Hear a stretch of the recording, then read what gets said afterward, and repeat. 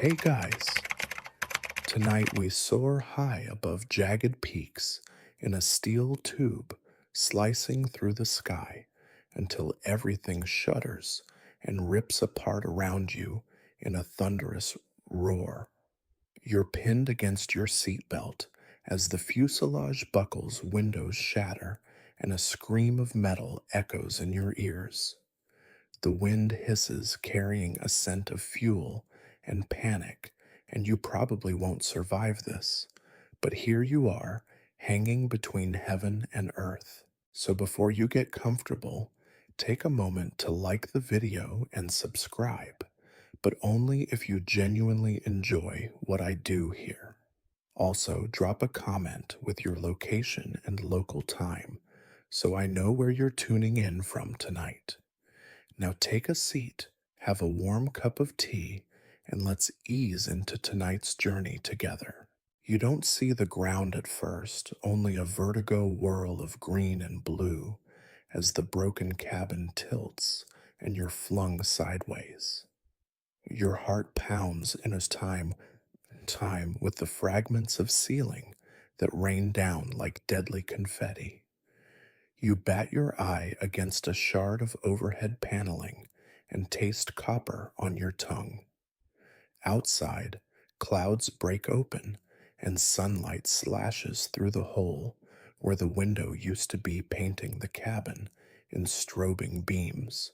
Panic conspires with pain as you wrestle with your seatbelt buckle, your trembling fingers fumbling against the release. Then the world tilts again, and you're falling. The ground rushes up in a kaleidoscope of tree crowns that twist into one another, each branch promising a bone crushing welcome. You jerk your legs free, but in the next instant, there's nothing to hold on to. Gravity claims you without mercy. You feel your stomach lurch, and weightlessness stretch your senses taut. The roar of rushing wind fills your ears, drowning out every thought except to brace for impact and survive. Time fractures into slow motion.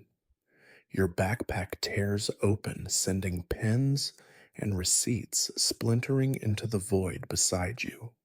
You flare your arms like a desperate bird, seeking any shred of lift, but the forest canopy accelerates toward you, every pine needle sharper than glass. A visceral scream rips loose from your lungs, half howl, half plea, as the branches whip past in a blur of emerald spikes. In that fraction of a second before catastrophe, you lock eyes with a single spruce trunk, its bark scarred and ancient. There's a surreal calm in that gaze, as though the tree itself acknowledges your arrival. Then you hit. A thunderous crack reverberates through your skull. Pain vaults along your spine in a white-hot flash. The world flips upside down one last time, and then stutters to a halt in a tangle of branches, shattered fuselage, and searing silence broken only by your ragged breathing. You come to between the twisted wreckage and the ancient pines, a haze of smoke and dust pressing against your lungs. Every breath is a curse, a harsh rasp that feels like glass scraping down your throat. The sky above is a patchwork of broken clouds and shafts of light that seem too bright for this ruined place. You lie sprawled across a mangled section of fuselage legs, splayed awkwardly, jacket soaked with dark fluid that you hope isn't blood. The silence presses in so absolute, it feels alive, an uncanny witness to your fall.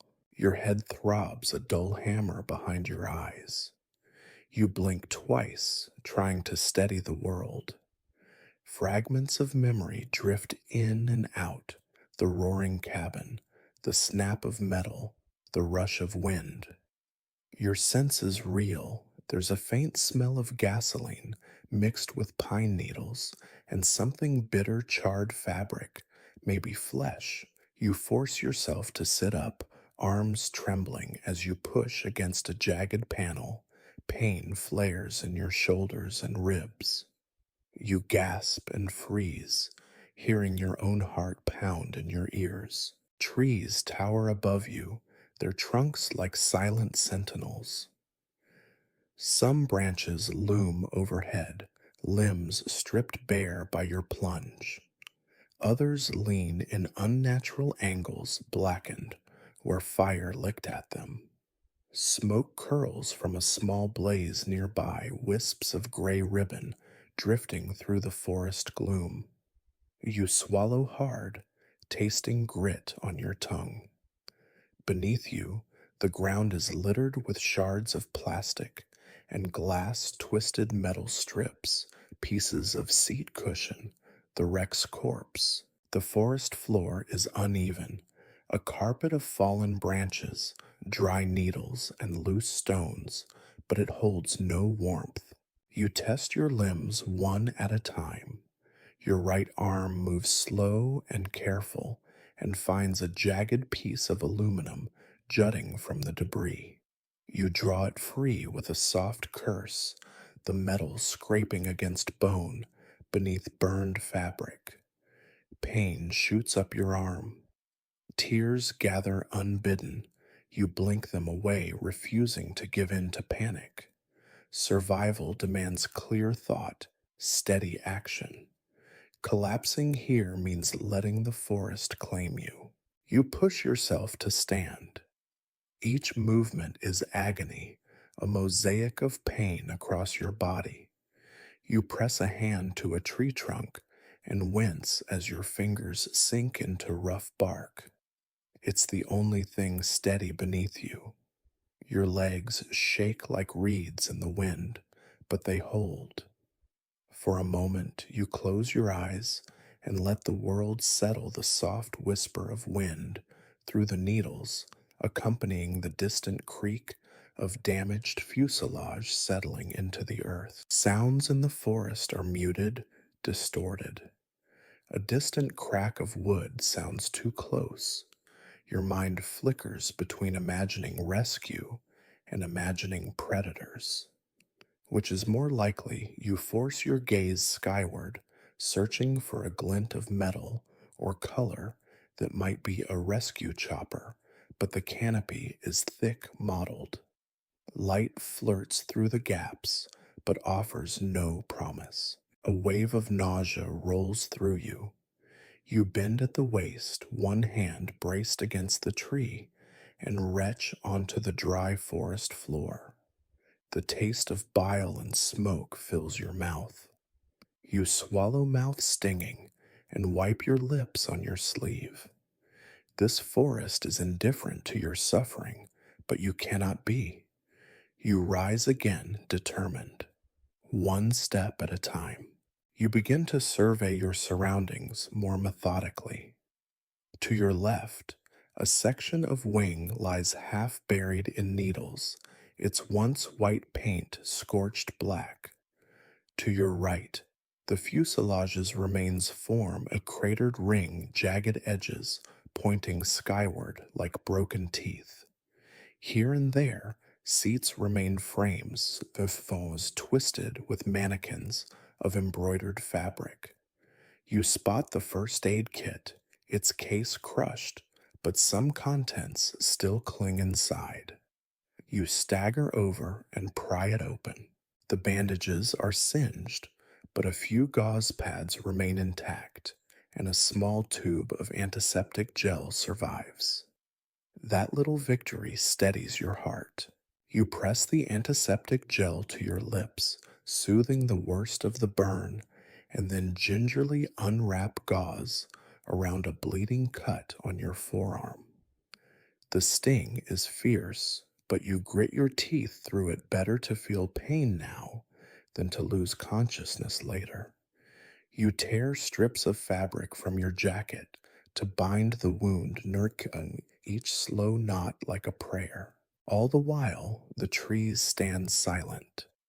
They guard their secrets, how long you have before hypothermia sets in, if a storm will surge through tonight, what creatures lurk in the shadows. You can't tell. You breathe in the forest air, wood smoke, and damp earth mixed with fuel, and try to imagine the detritus of your world reduced to something you can manage. Collect what you need and move. Your gaze drifts upward to the canopy again. A breeze rustles the needles, and for a heartbeat, you swear you hear a whisper, a voice calling your name, maybe your imagination's trick. You swallow hard and tell yourself it's just the wind. Yet hope, brittle and precious, stirs in your chest. That phantom call reminds you that somewhere above or beyond, people might be searching. You gather what you can carry: first aid, a half empty water bottle salvaged from a pouch, your phone screen cracked but still functional, and a small flashlight. You hook the flashlight to your belt and secure the antiseptic gel in a makeshift pouch. Your pants leg is torn, and you tuck the gauze packs into that space. There's little else: no weapons, no tools, no map. But you have your wits, your battered determination, and the faint thread of hope. With a final glance at the wreck's silent carcass, you turn toward deeper forest. Every step brings fresh agony in your leg, yet you force yourself onward. Pain is your constant companion now, but it can't claim you. You move forward, guided by mottled light, toward a possibility of rescue, or at least away from the place that nearly swallowed you.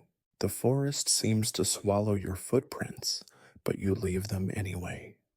One day, someone might trace them. For now, they're proof that you woke here, that you rose from broken metal and spilled fuel. Each stride is a victory over the silence, the uncertainty, and the raw fear banging inside your skull like a war drum.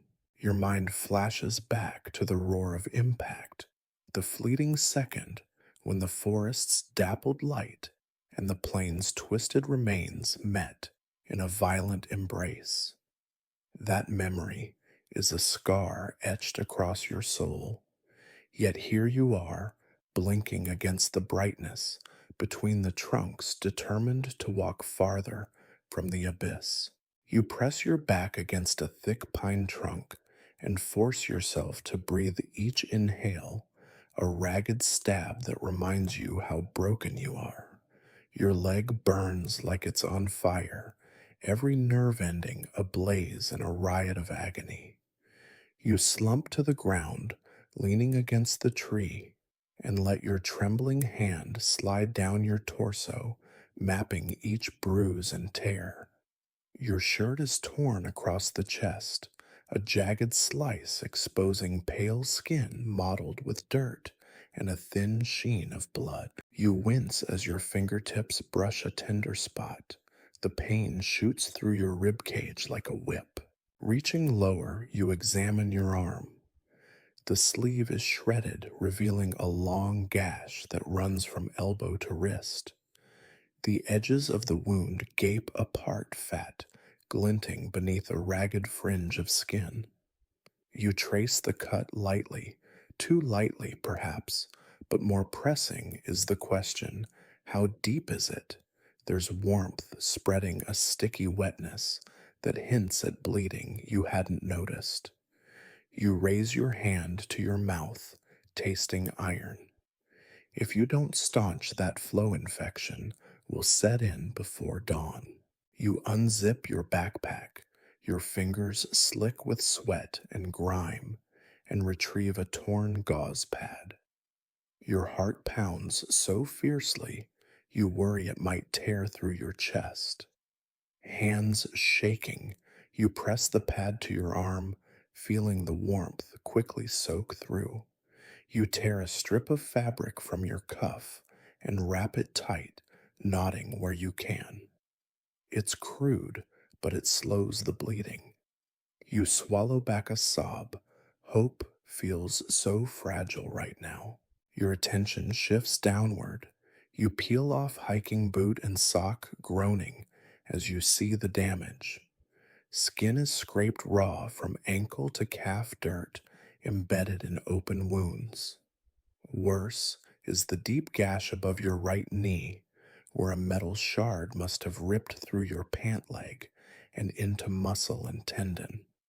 You flex your foot and ankle. A flash of white hot pain answers, causing you to gasp and curl inward. Your leg isn't just bruised, it's badly mangled. You remember that crooked snap, oh, the moment the impact twisted you like a puppet.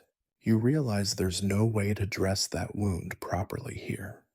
The gauze in the kit won't stretch to cover that length, and you lack antiseptic sprays or antibiotics. Infection is the silent predator now. You press a hand to the wound, wincing, as grit and grit press against torn flesh.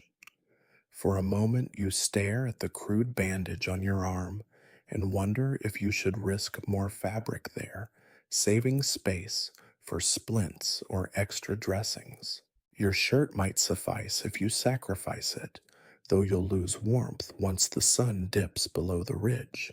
You pause, chest heaving, and recall that bear encounter. No, wait, you haven't faced a bear yet, only its distant growl. Still shelter means warmth and safety, and warmth hinges on covering your wounds now. The wind picks up a cold current that slithers through the broken canvas of your jacket.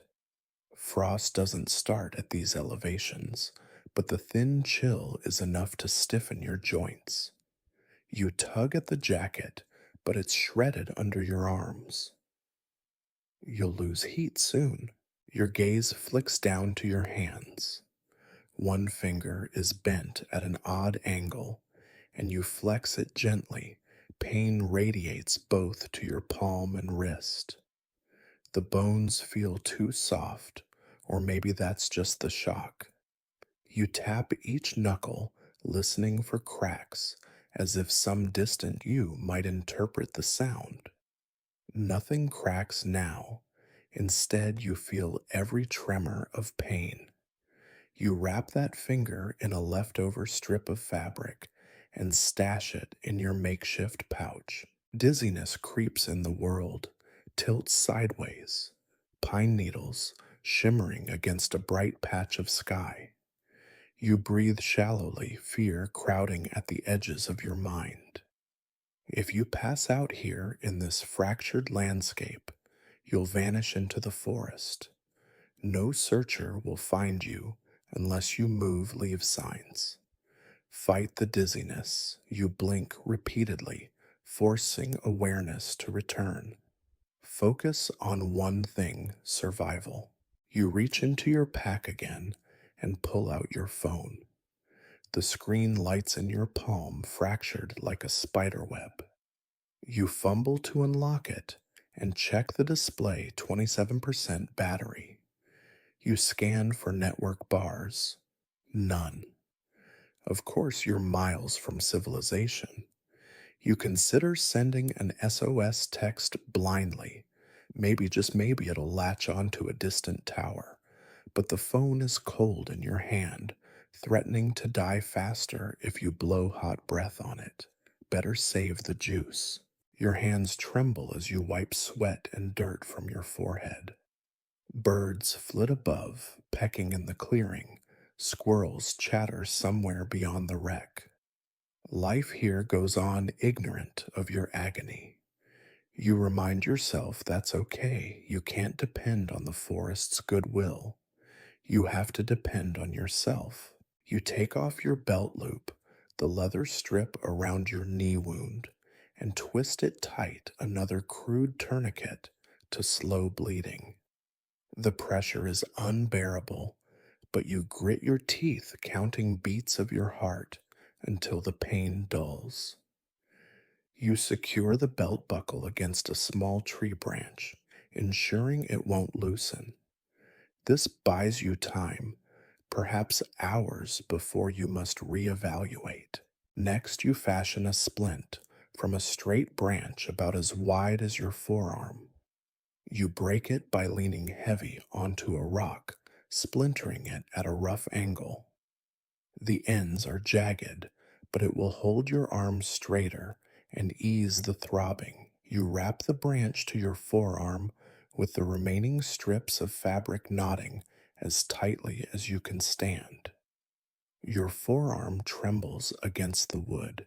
You cradle it, marveling at the ingenuity born from desperation. Now that your arm and leg are crudely stabilized, you test your balance. You push off the tree rise unsteadily and take a step. Pain lances through your knee and under your ribs. You stagger, but remain upright. The forest floor shifts beneath you, roots and stones conspiring to trip you.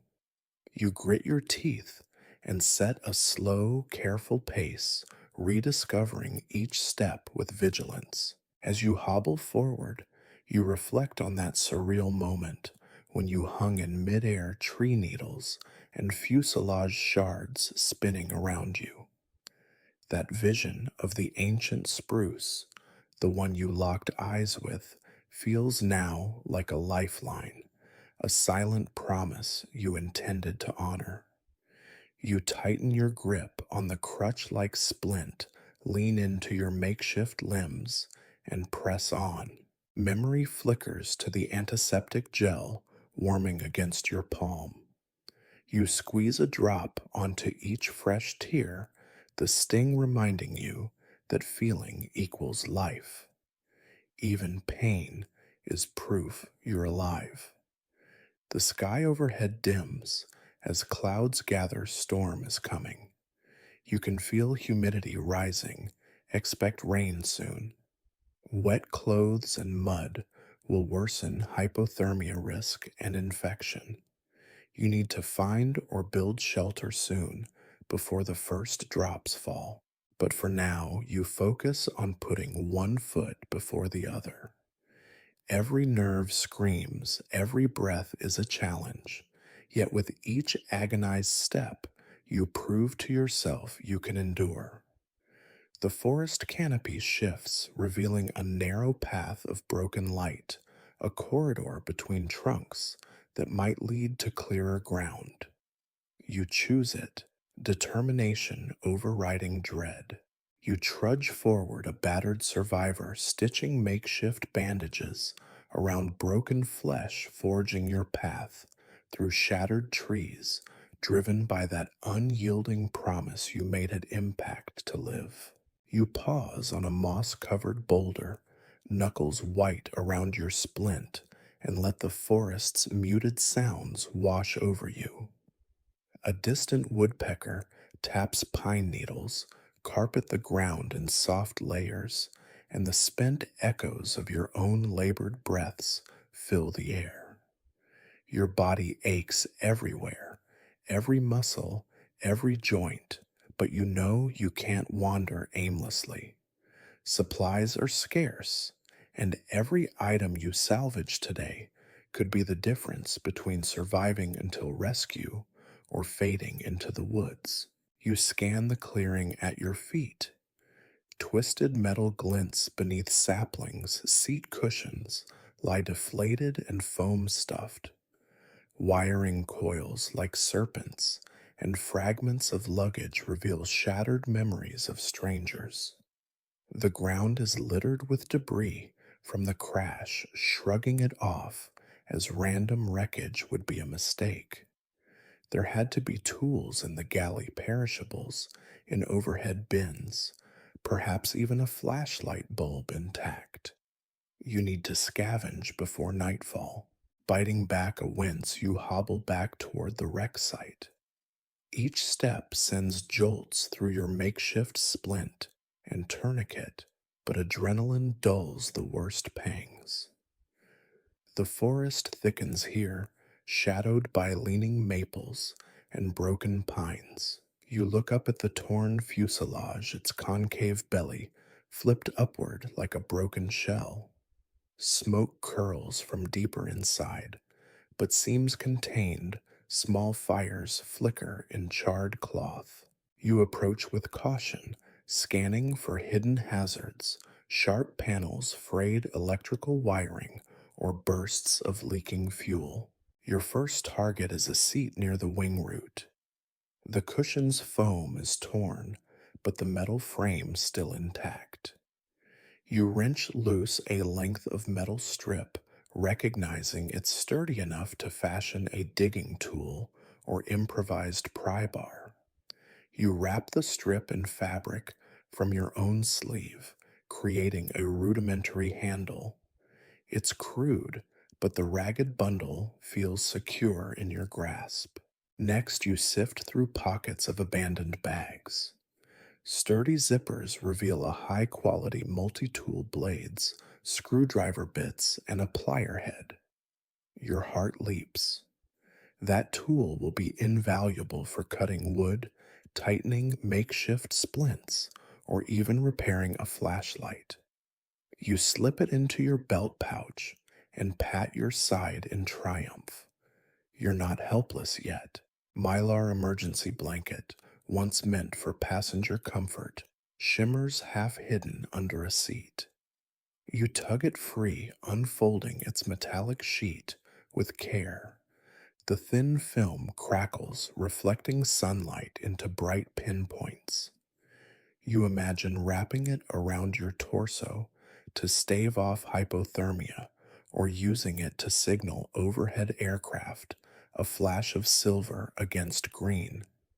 You roll it tight and bundle it into your backpack, mindful of precious space. You glance toward the first aid kit location you'd spotted earlier.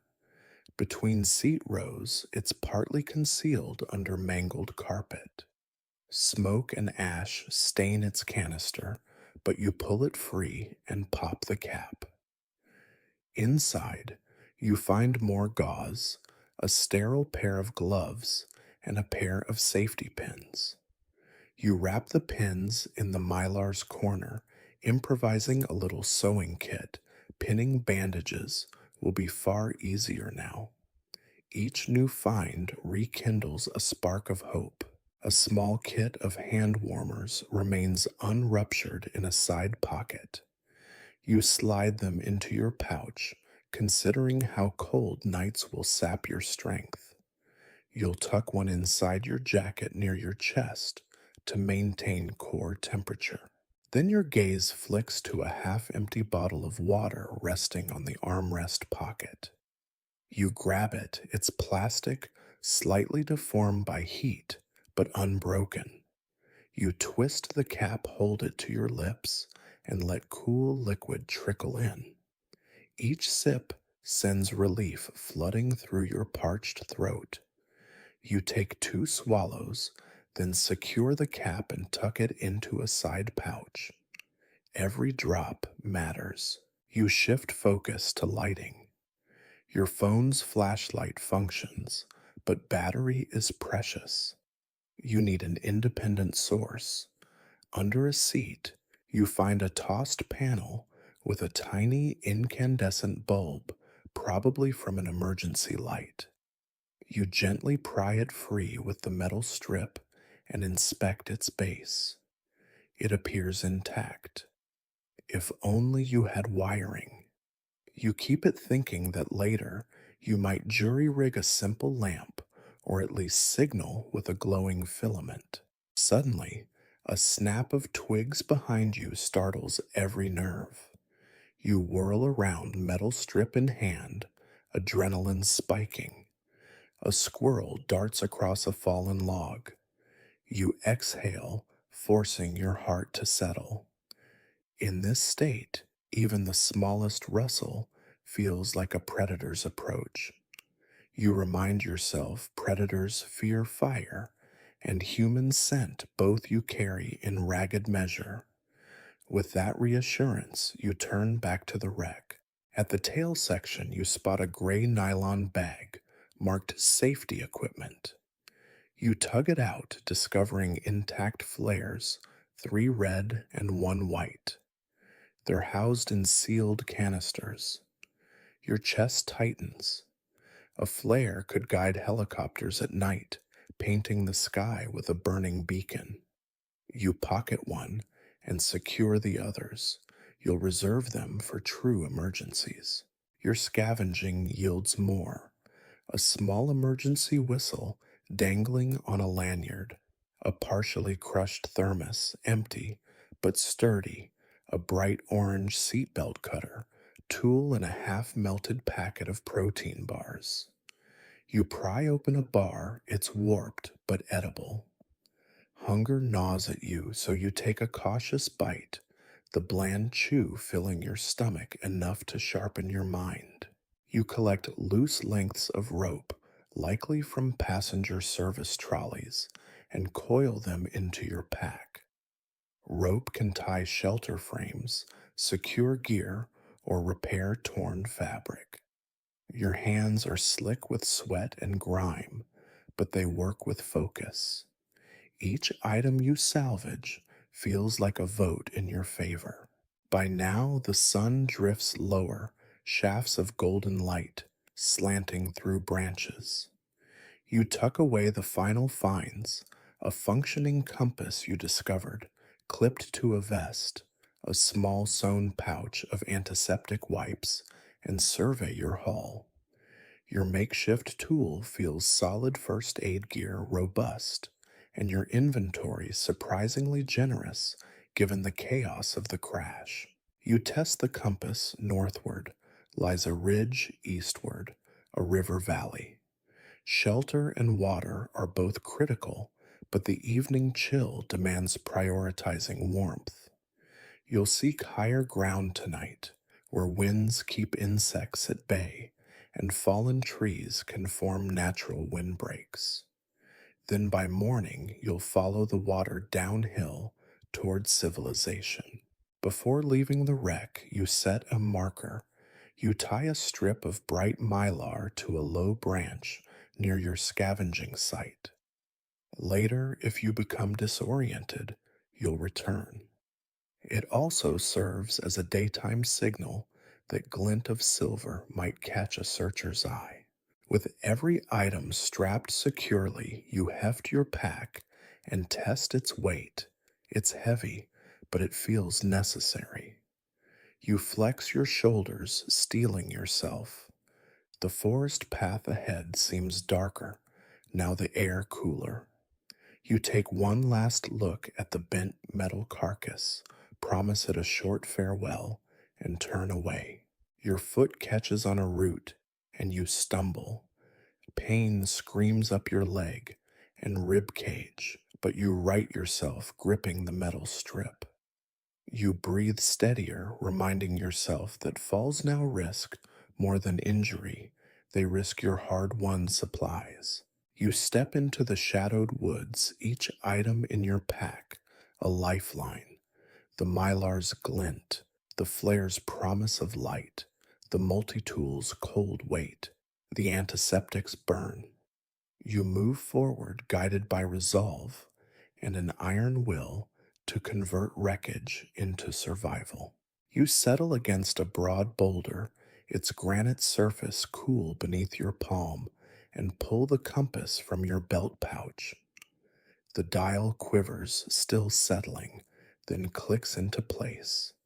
The red arrow points north, toward the ridge that curls like a great serpent against the horizon. To the east, water glints through a break in the trees, where the creek you stumbled upon earlier winds downhill. Both paths offer hope water for thirst and a likely route to civilization or high ground for signaling and broader views. Your muscles protest as you shift to a seated position pack resting at your side. Each movement sends jolts of pain from your knee, a white-hot reminder of the makeshift tourniquet still biting into flesh. Every breath rattles your ribs. Yet you know that hesitating too long here could be fatal Predators, weather, or dwindling supplies won't wait while you weigh options. You close your eyes, centering yourself on the rhythm of your pulse in your temples and the distant rush of the creek.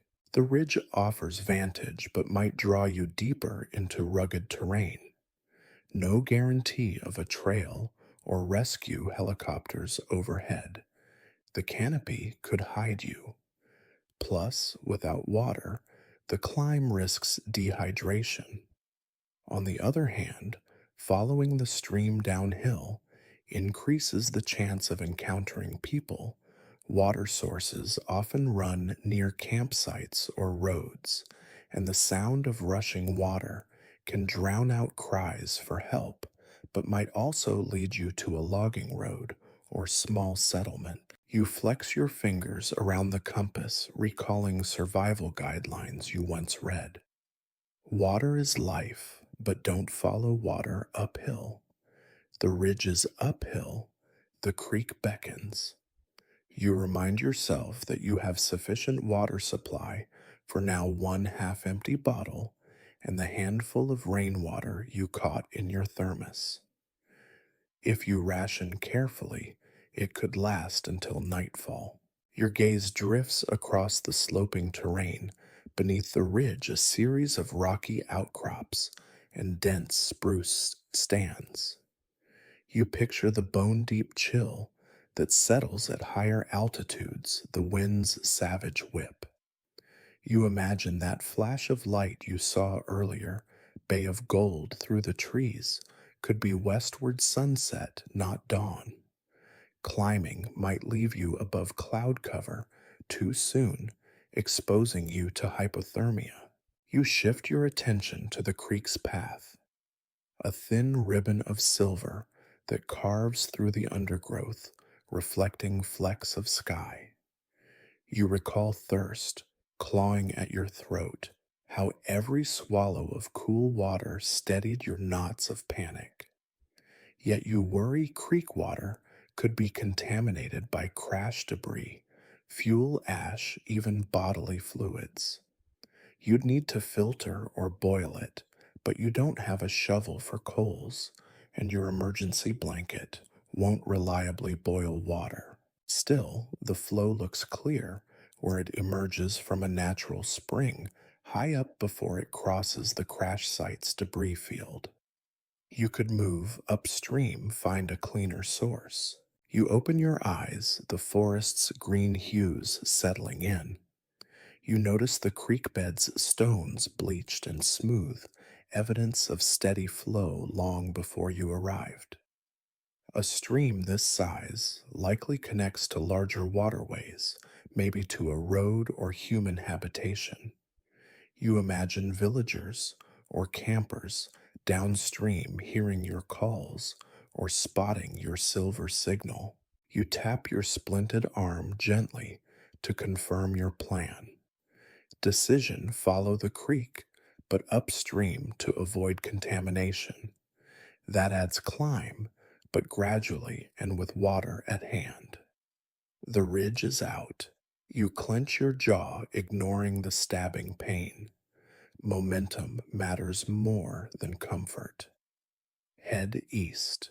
You slung your pack over one shoulder and test its weight, wincing as contents shift.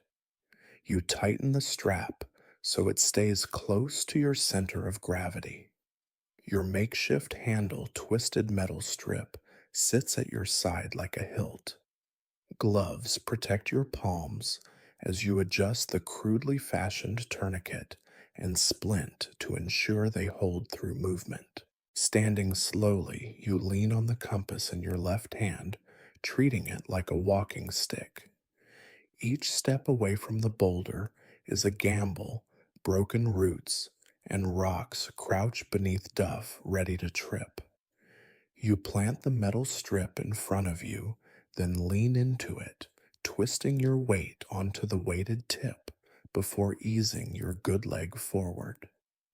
The awkward gait makes you feel like a baby deer. You lose and regain balance several times before finding a steady rhythm. Your eyes sweep the forest floor. Fallen logs form natural bridges over muddy patches. Mossy ridges double as footrests. You remind yourself to step lightly to conserve energy.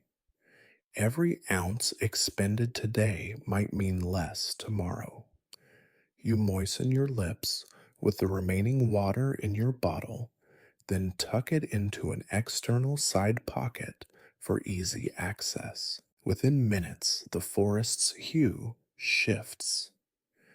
You hear the creek's pulsating murmur grow louder. Sunlight sparsely filters through the trees, dappled gold dancing on the path. You feel both relief and trepidation. Relief that water is near trepidation, that the terrain is steep. The creek has carved a narrow gorge, its banks steep in places. You slow your pace, eyeing a solid fallen trunk that bridges a small inlet. You cross carefully, gripping a nearby sapling for support. Your pack shifts, but the balance holds. The wood groans under your weight, but holds. On the other side, the creek bends, revealing shallower pools where crystal clear water collects in natural basins. Dropping to one knee, you cup your hands and draw in that pure water, feeling the freshness soothe your parched throat. You hold your breath, listening to your pulse in your ears. You swallow and let gratitude flood through your body even as pain remains. A small victory, another reason to press on. You scan upstream. Moss covered rocks pepper the bank. It's a steeper incline than the flat you just left, but achievable with patience.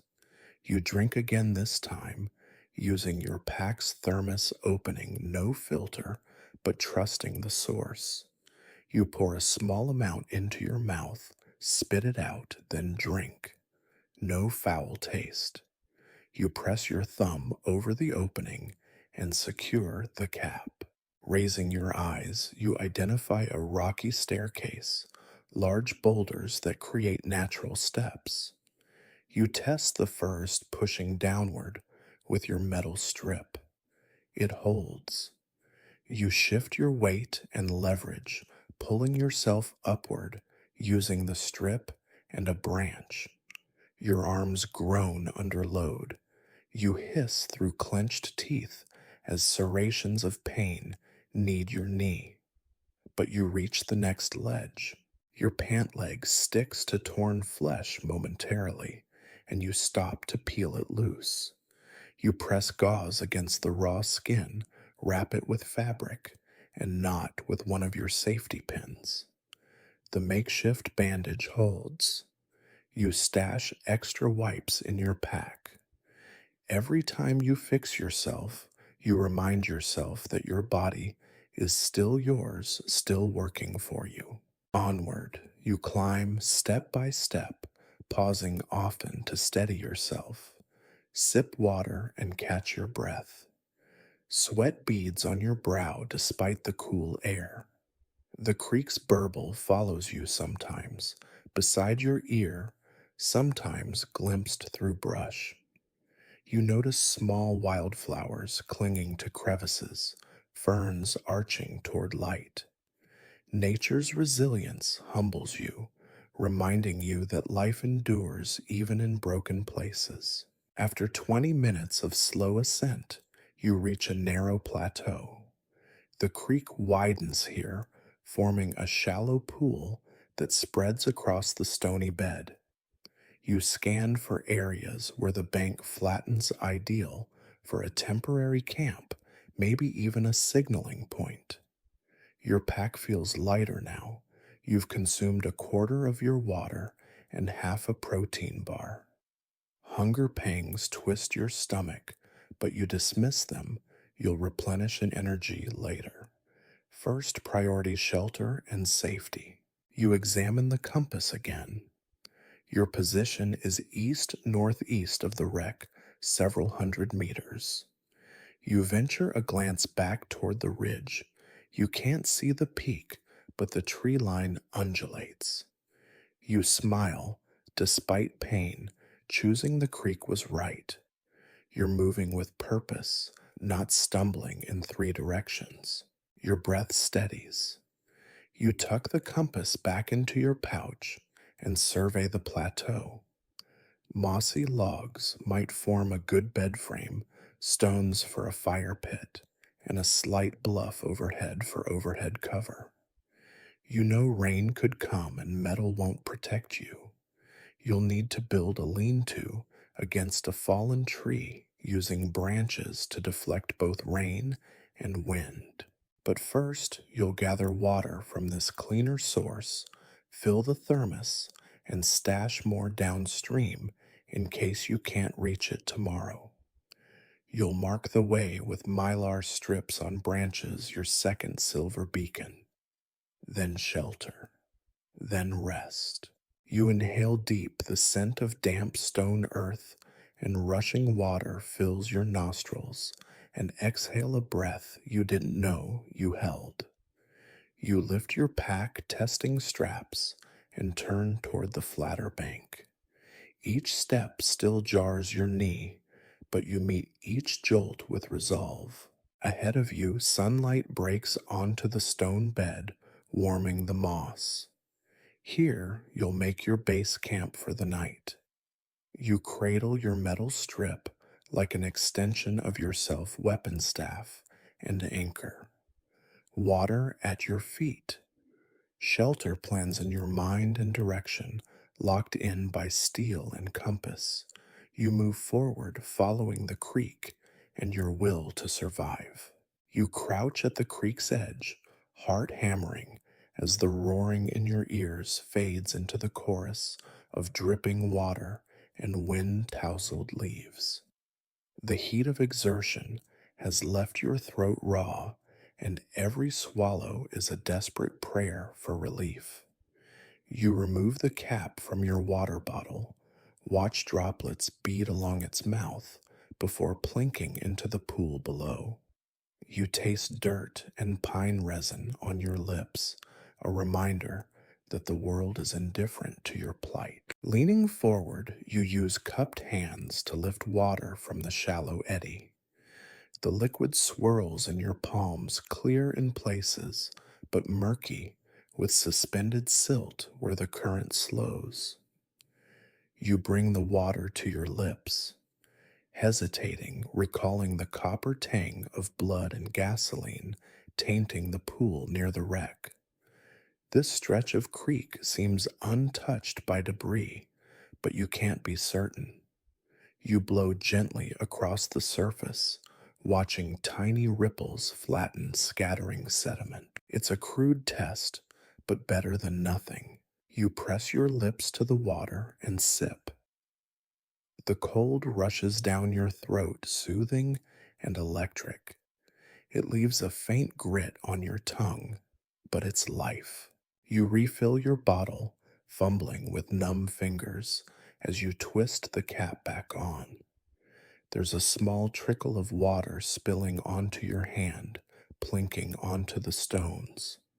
You wipe your palm on your pants, securing the cap tightly. Then, glancing upstream, you search for a cleaner source. A cooler pool lies around the bend where sunlight breaks through the canopy, lighting a small waterfall spilling over slick stones. You snake forward using your metal strip as a staff, probing the forest floor for hidden roots or rocks. Each step is a negotiation with pain. The tourniquet on your leg pinches as you bend, and your arm splint pulls taut when you reach down for balance. You grit your teeth against the lancing agony and focus on the water. When you reach the pool, you find a flat rock to kneel on. It's damp and cold, but it spares your clothes from the wet earth. You pull out a clean strip of mylar from your pack, too precious to expend for signaling just yet, and drape it over a second rock to create a makeshift platform. You set your bottle there and retrieve a scrap of fabric to pre-filter the water. Holding the cloth between two fingers, you scoop water through it into the bottle, watching sediment cling to the fibers. The filter is crude, but it catches enough grit to make the water drinkable.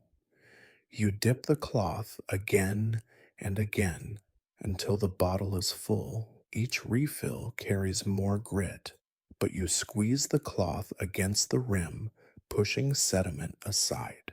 Finally satisfied, you cap the bottle and set it back on the mylar shelf, admiring the way sunlight glances off the metallic surface into the dim forest. A tiny flare of hope. Your breathing slows as you cradle the water. The creek's murmur lulls your mind, and you let it carry you back to simpler times, camping trips with a clear lake, the sting of cold water on your face, laughter around a campfire. Those memories feel distant, almost unreal, but they fuel your determination. You siphon a small sip from the bottle and let the liquid anchor you in the moment, the forest's scent, the creek's chant, your pulse steadying. Your eyes drift to the undergrowth. Ferns arch gracefully toward the creek, and moss cushions damp areas. You realize the forest itself is filtering this water, roots and stones, catching debris before it flows to you. You decide to mark this spot.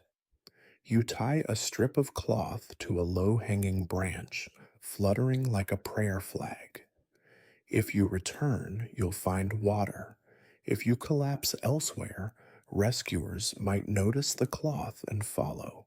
With fresh water secured, you consider gathering more for tomorrow's trek. But your pack is heavy, and the path back to camp will exhaust you. You recall the thermos you found. It's empty, but if you can pour water into it here, it will stay cleaner. You retrieve the thermos and pour fresh water from the bottle into it, leaving half the bottle for immediate thirst. You cap the thermos and tuck it deep in your pack. You sit back on your heels, testing your energy. Your muscles ache so much they feel like drums of fire, but the water eases the worst of the heat in your core. You pat your splinted arm and loosen its binding for a moment, letting circulation return. A prick of needles tells you the tissue's alive. You resecure the wrap firmly. You down half the remaining bottle in long gulps, feeling it sluice down your throat, and wipe your mouth on the back of your hand. Each sip, clarity seeps into your thoughts, sharpening your resolve. The creek's bend shimmers with sunlight, and you notice a cluster of stones piled oddly near the bank, someone's cairn perhaps left by other travelers, or natural rockfall. Either way, it tells you this creek sees human steps offering some hope, that a game trail or old logging path might parallel it nearby. You push yourself upright. The stones offer a guide.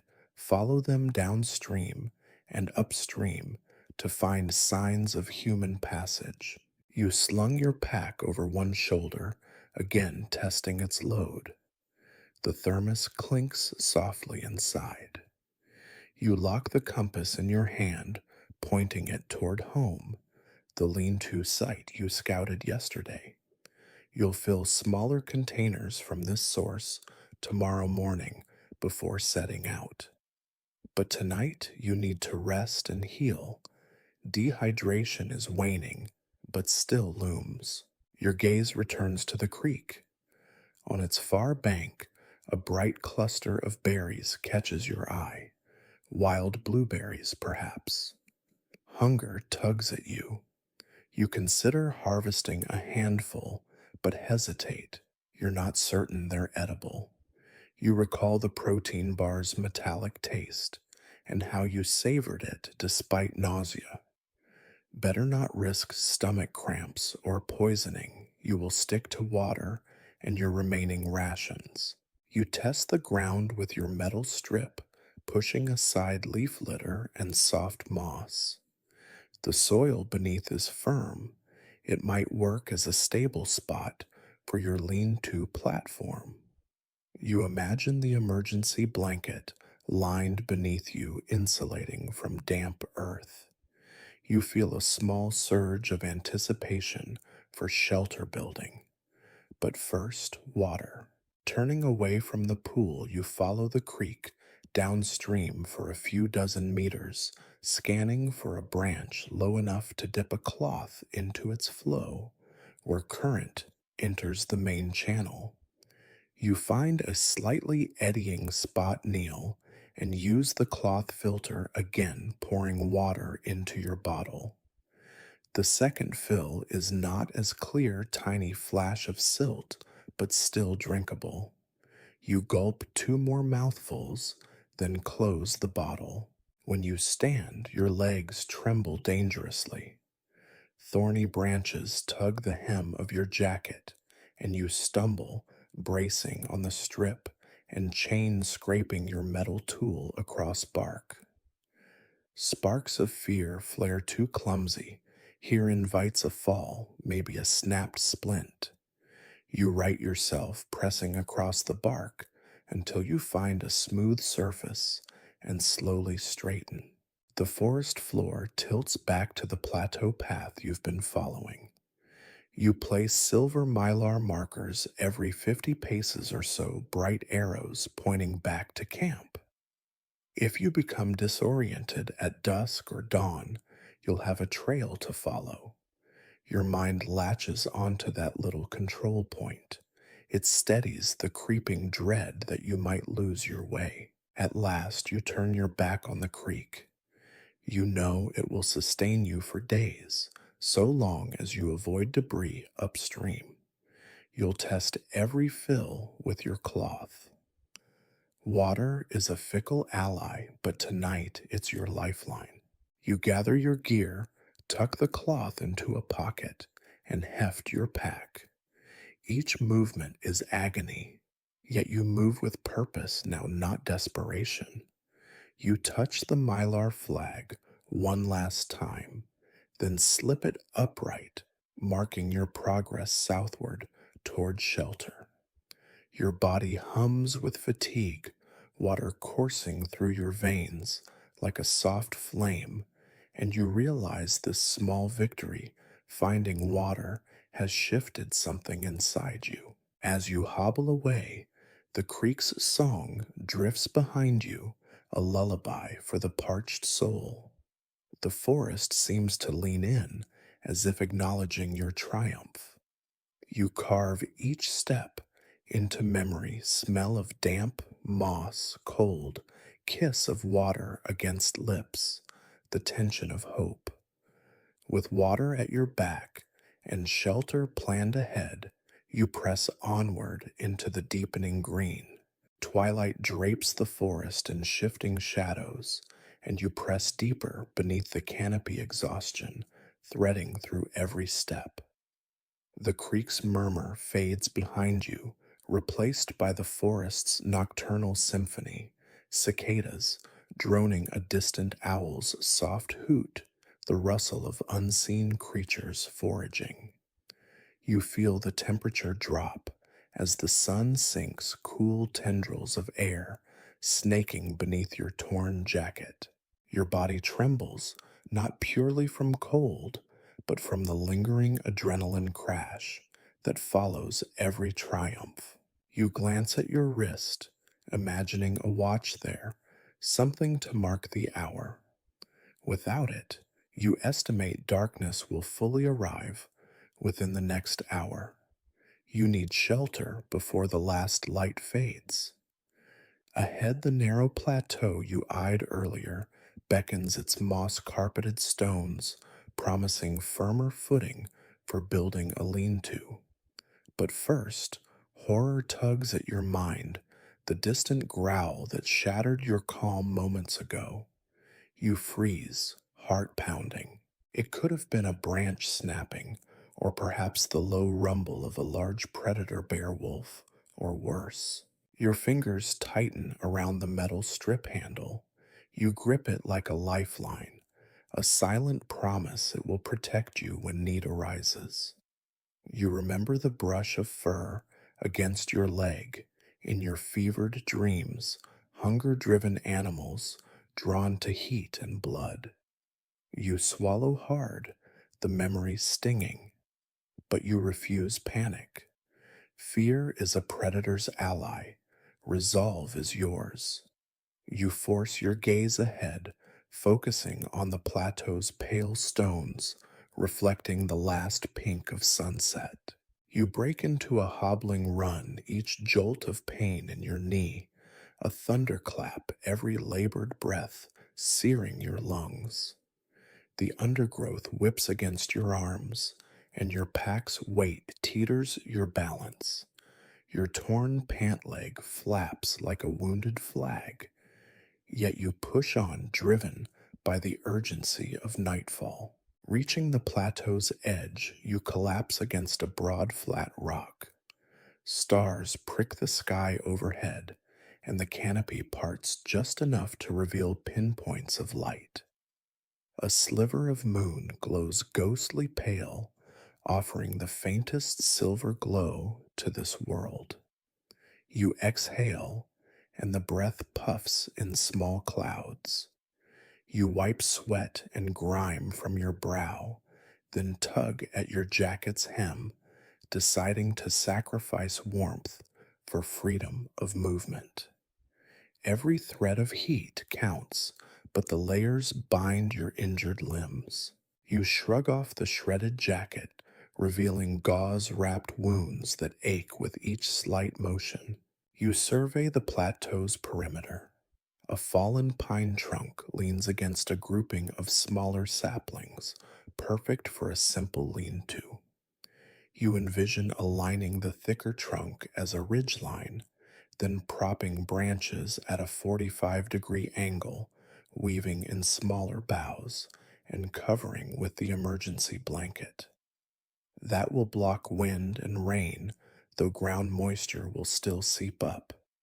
You'll line the floor with moss and seat cushions from the wreck. First, you gather driftwood. Broken branches litter this stone shelf, likely torn from higher branches by wind. You stack piles of smaller sticks, close at hand, tinder for a fire and frame for the lean to. One pile becomes your torch stock, another your frame. The metal strip cleaves through twigs, splitting thick pieces with a practiced swipe you didn't know you still had in you. Each snapped branch reminds you of the wreck's roar, but each clean break also reminds you how far you've come since impact. Next, you drag the fallen trunk into position, leveraging your metal strip as a lever. It's heavy, but shifting it a few inches at a time builds momentum. Your leg quakes with each push, but you grip the bark and grunt the effort.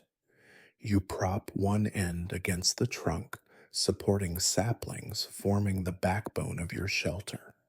It tilts at a slope, perfect for rain runoff.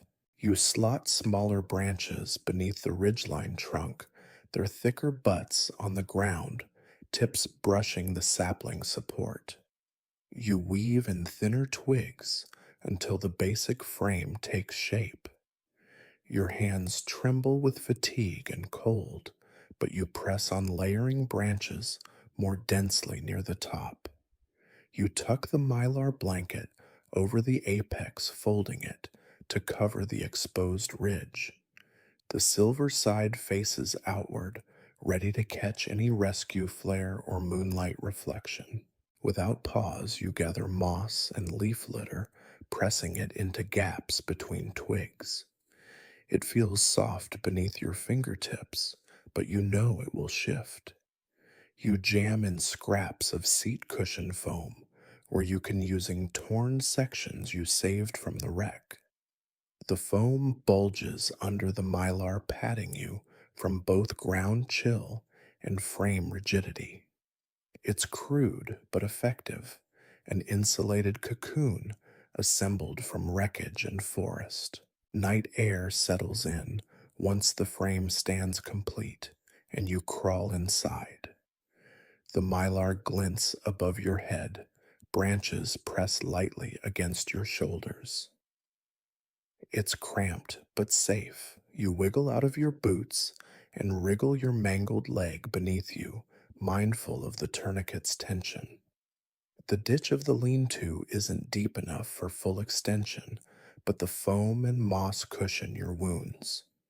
You curl up fetal arms, hugging your splinted forearm, holding your metal strip close. Darkness outside deepens into velvet black, broken only by the stars' distant fire. You shiver, but not from cold.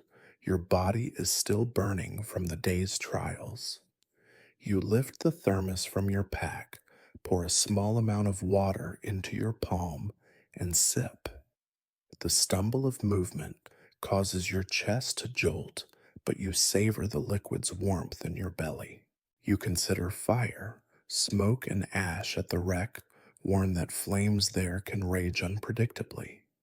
Here, if you build a hearth, you risk attracting predators. Yet without heat, the night could kill you, damp, cold, vulnerable. You dig through your pack and withdraw the flares. A red flare burns longer, but casts a wide glow. The white flare flares bright, but briefly. You tuck the white one at your side, planning to ignite it only if you hear or see wild eyes outside. For now, you resist. You don't want to waste precious emergency cues. Tomorrow you will use a flare, or the night after when helicopter lights might sweep across the sky. Tonight you'll rely on shelter. You press the whistle between your lips and blow a short, sharp note. 3 blasts, pause, 3 blasts. The sound echoes oddly, swallowed by trees. You repeat it twice more, though you doubt anyone hears. The forest flutters, and for a brief moment, you imagine a searcher pausing, alerting a team. Then silence. Your throat is raw from whistles and cold air. You lay the whistle beside your metal strip, both tools within reach. You tuck a protein bar under your arm, slicing off a small piece with the multi-tool. The chew is meager, nearly tasteless, but each crumb feels like sustenance. You lean back against the inner wall of branches, mylar pressing against your shoulder, and exhale. Sweat cools on your brow, and chills bite at open skin. You crawl further into your shelter, drawing knees to chest. The high canopy overhead filters moonlight into ghostly patterns on the mylar. You watch them, letting the slow dance of shadows steady your heartbeat. Outside, a distant howl lances through the darkness. Your breath catches. You press against the shelter's wall, clutching your metal strip. You tell yourself its far wolves seldom venture close where humans intrude. Yet you keep the white flare in hand, ready to ignite if need be. Minutes stretch like hours. Hypersensitive ears catch every twig snap and leaf rustle. Your body trembles with tension rather than cold. You focus on your breathing in for 2 counts, hold out for 3 counts. You slip into a trance-like state, mind tracking breath as if it were a compass needle. A minute drifts past. Nothing. The howl echoes again, more distant, then fades. You exhale, shoulders loosening. You return the flare to your pouch, whispering a soft not yet to yourself. Fatigue overrides fear. The day's injuries, the climb, the scavenging, the water hunt, all converge now. Eyelids droop. You keep vigil for a few more moments, then surrender to exhaustion. Only rest will restore strength for tomorrow's push. You tuck your metal strip within arm's reach and lay the whistle against your chest. The forest's nocturnal lullaby drifts through broken branches above, and you let it carry you toward sleep. Tonight you survive not by luck, but by resolve, transforming wreckage into refuge, fear into focus. You close your eyes, the lean to's walls pressing softly around you, and drift into a wary slumber under the indifferent stars. You push yourself upright, the lean to you built last night, your first triumph against this wild place. But now daylight reveals its flaws. Branches sag, gaps gape between boughs, and the mylar overhead is torn where it snagged on a broken limb. If rain hits, you'll wake soaked. Predators might bypass a flimsy wall as easily as wind. You need a sturdier shelter before you press on. You rise the daylight sharp against your eyes and grip your metal strip like an anchor. Your leg throbs with the night's damp chill, but adrenaline fires fresh purpose through your veins. First order reinforce the ridgeline. The main trunk sloping down from forked saplings still feels solid, but the supports have shifted in the night. You yank at a thick branch wedged beneath it, repositioning it deeper into mossy ground. You jam in a second support branch at a sharper angle, widening the base so the frame won't lean under fresh weight. Pain lances through your knee, but you bite back a groan. Stability matters more than comfort now. Next, you need to close the gaps. You wade into the underbrush and harvest stout saplings straight at least 6 feet long and thumb thick. Wrenching them from the earth sends roots snapping free, and you feel tugged off balance. You remind yourself the forest will fight back. You must be stronger. Branch in each hand, you hobble back to the lean-to, weaving through ferns and low limbs to avoid snagging your backpack. At your shelter, you lean the saplings over the existing frame, angled steeply so rain flows off swiftly. You secure each trunk with strips of fabric from your jacket, tying square knots around intersections. The leather belt tourniquet from your leg offers a longer strip. You undo it carefully, knowing you'll need to rebind the wound later. You wrap the belt around 2 crossing branches, cinching tight. The leather frays but holds.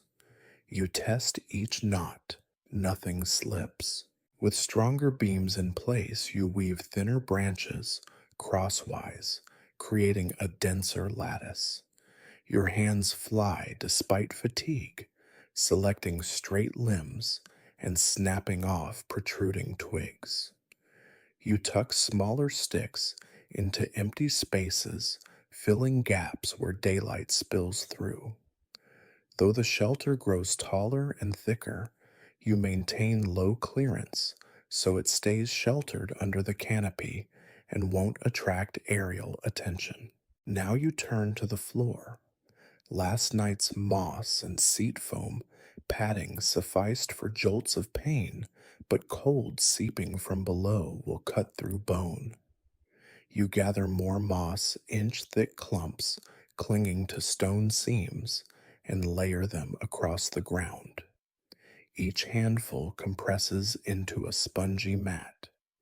Foam scraps from seat cushions come next torn pieces you stashed in your pack. You spread them evenly, creating an insulated layer at least 2 inches deep. You press the emergency blanket beneath the foam so the mylar barrier deflects ground moisture.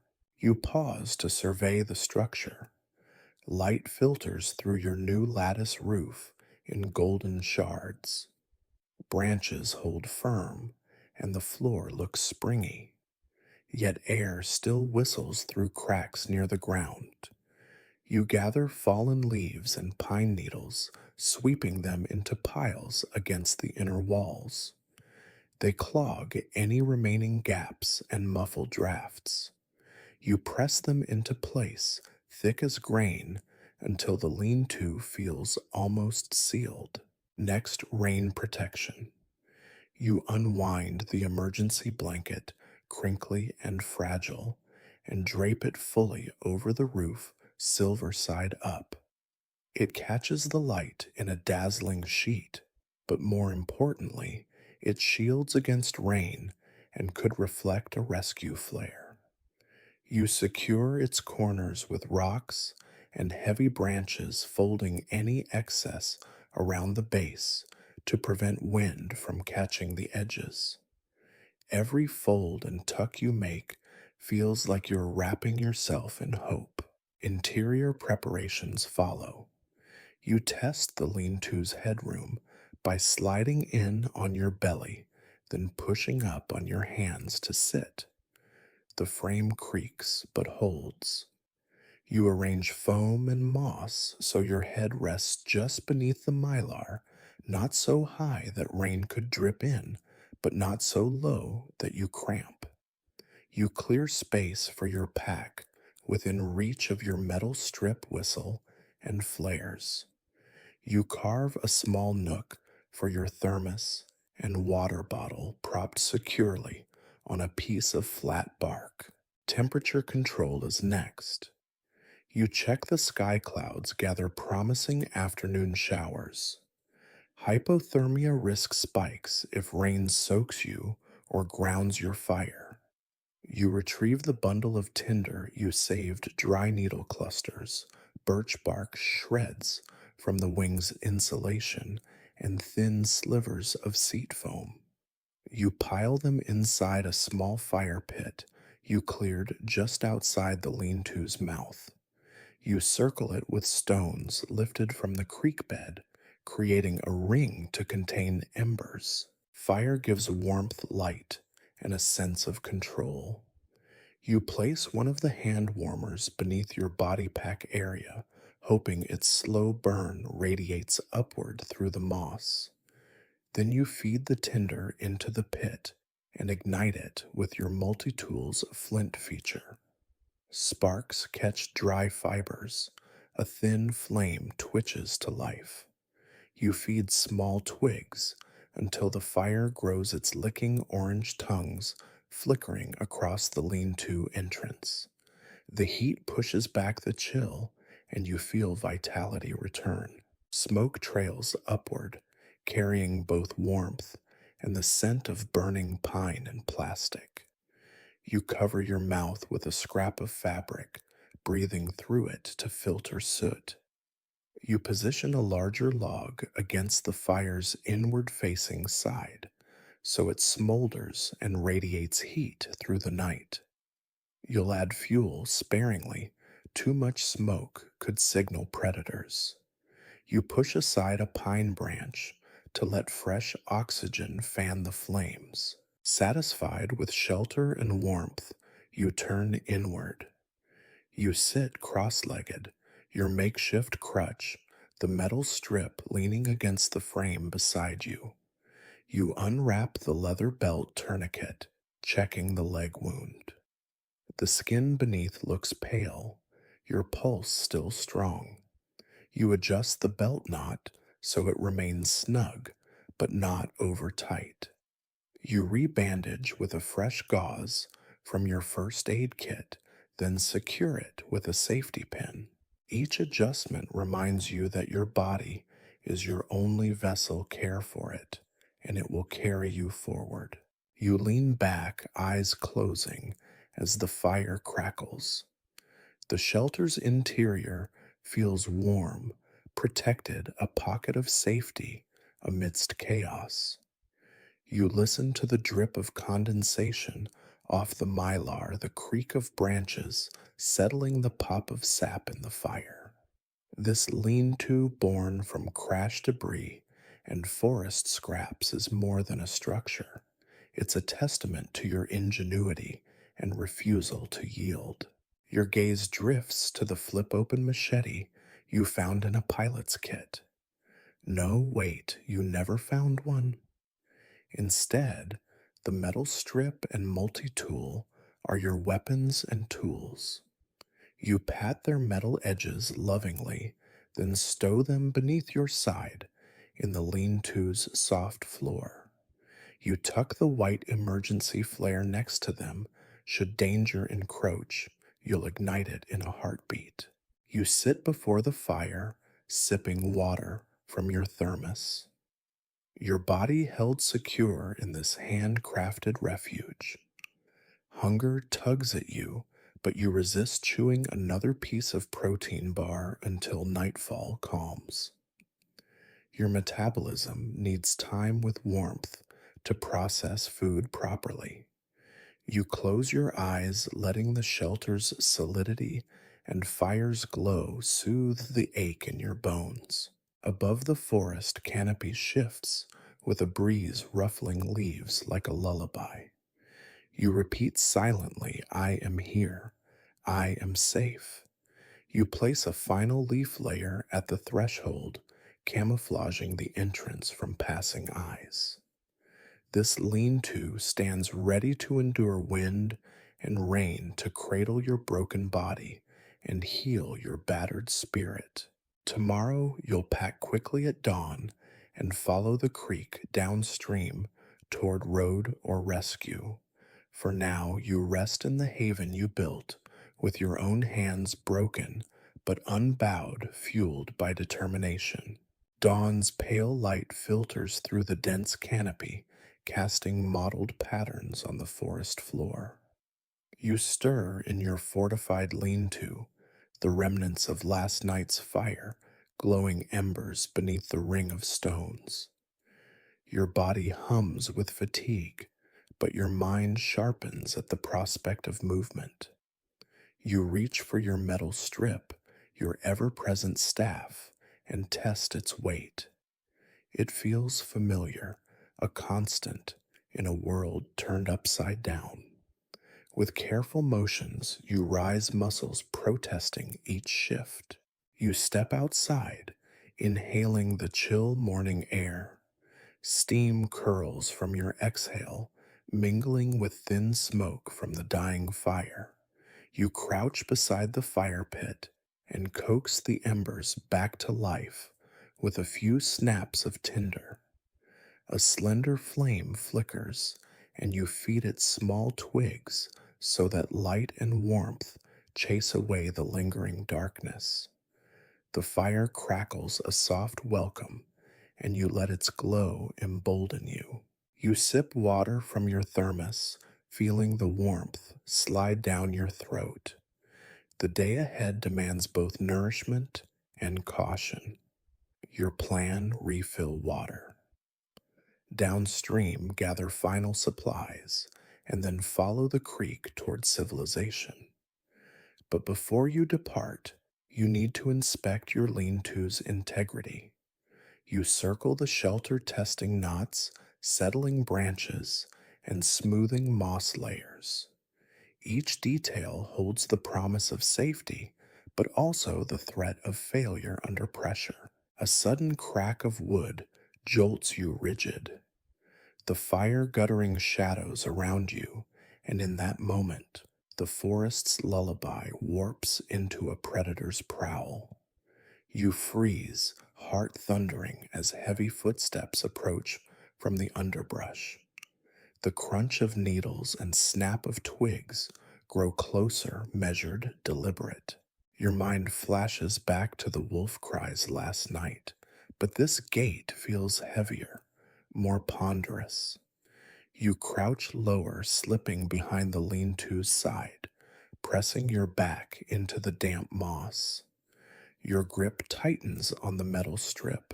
Its tip catches the dawn's light. Panic tugs at your chest, but you force steady breaths. Survival demands composure.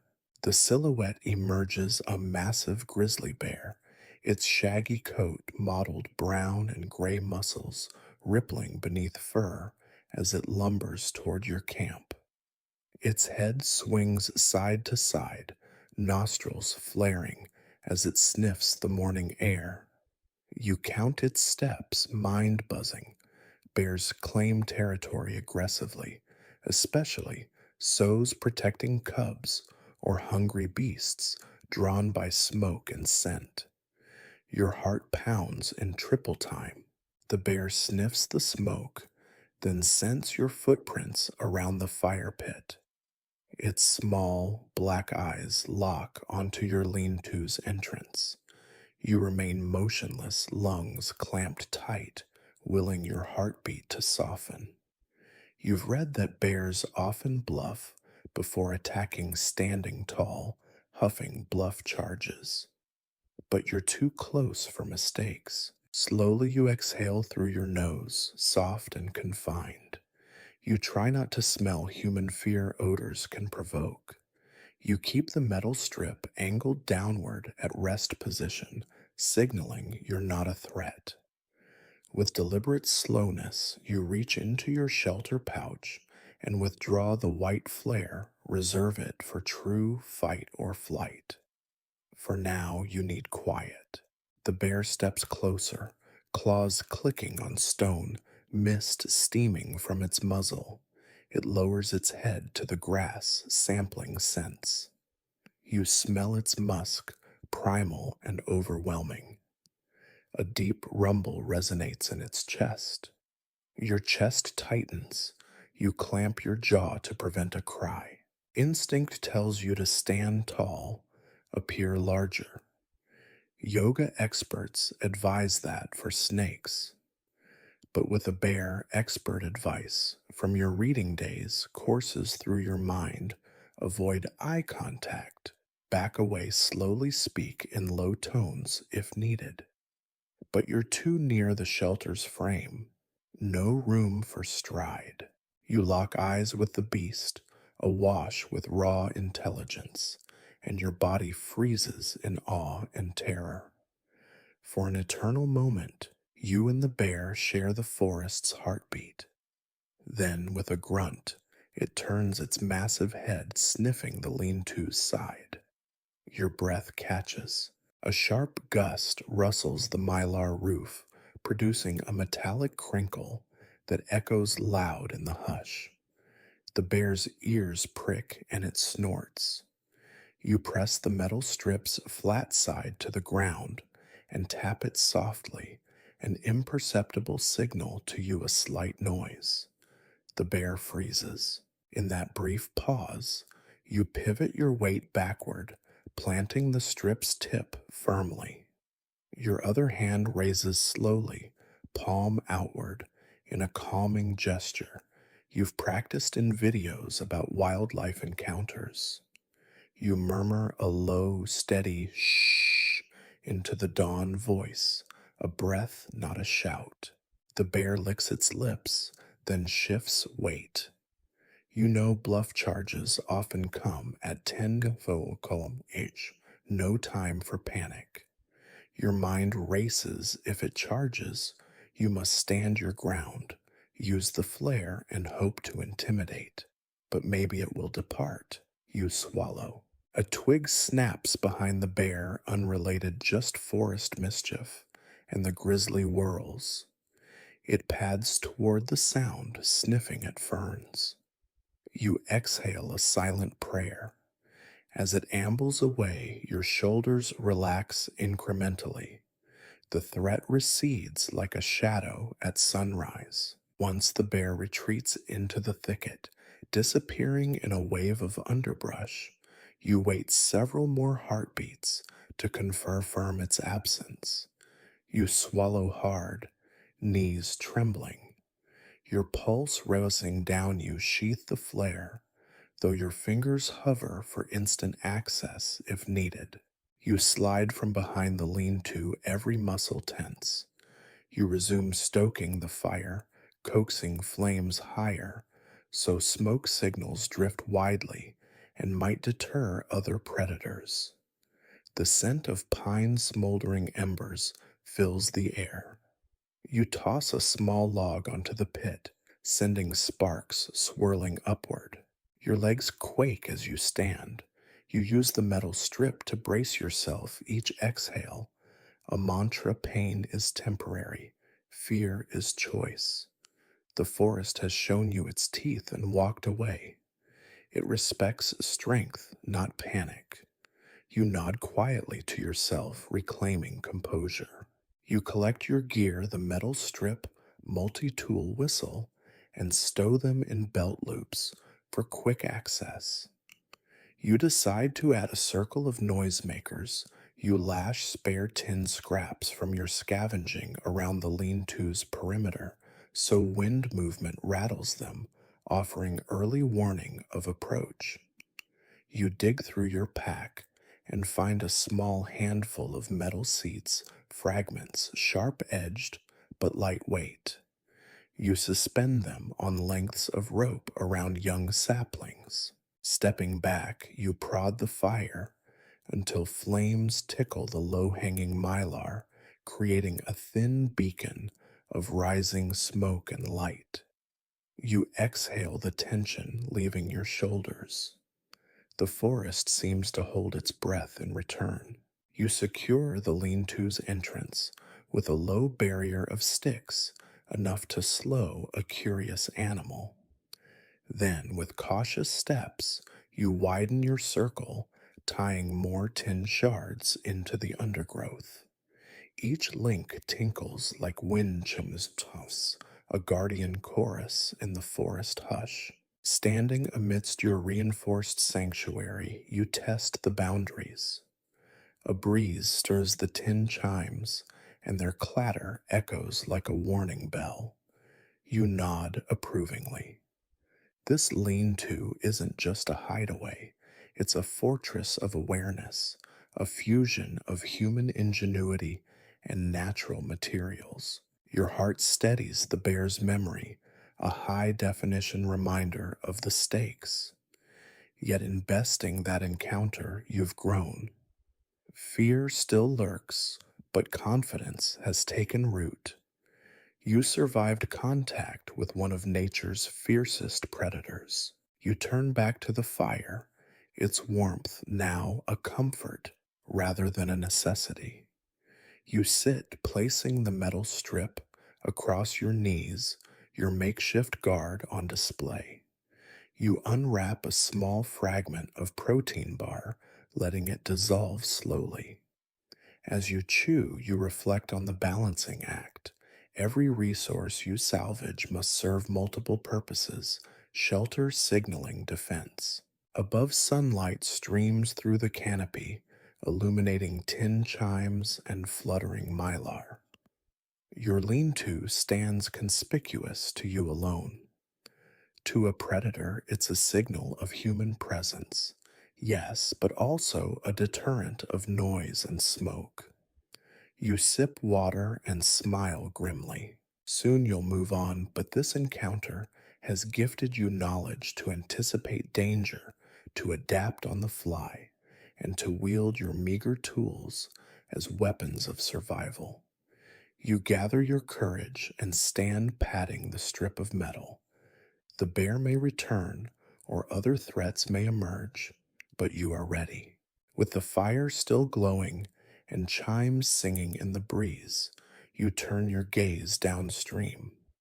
The next phase of your journey awaits, following the creek toward civilization, carrying both scars and hard won confidence.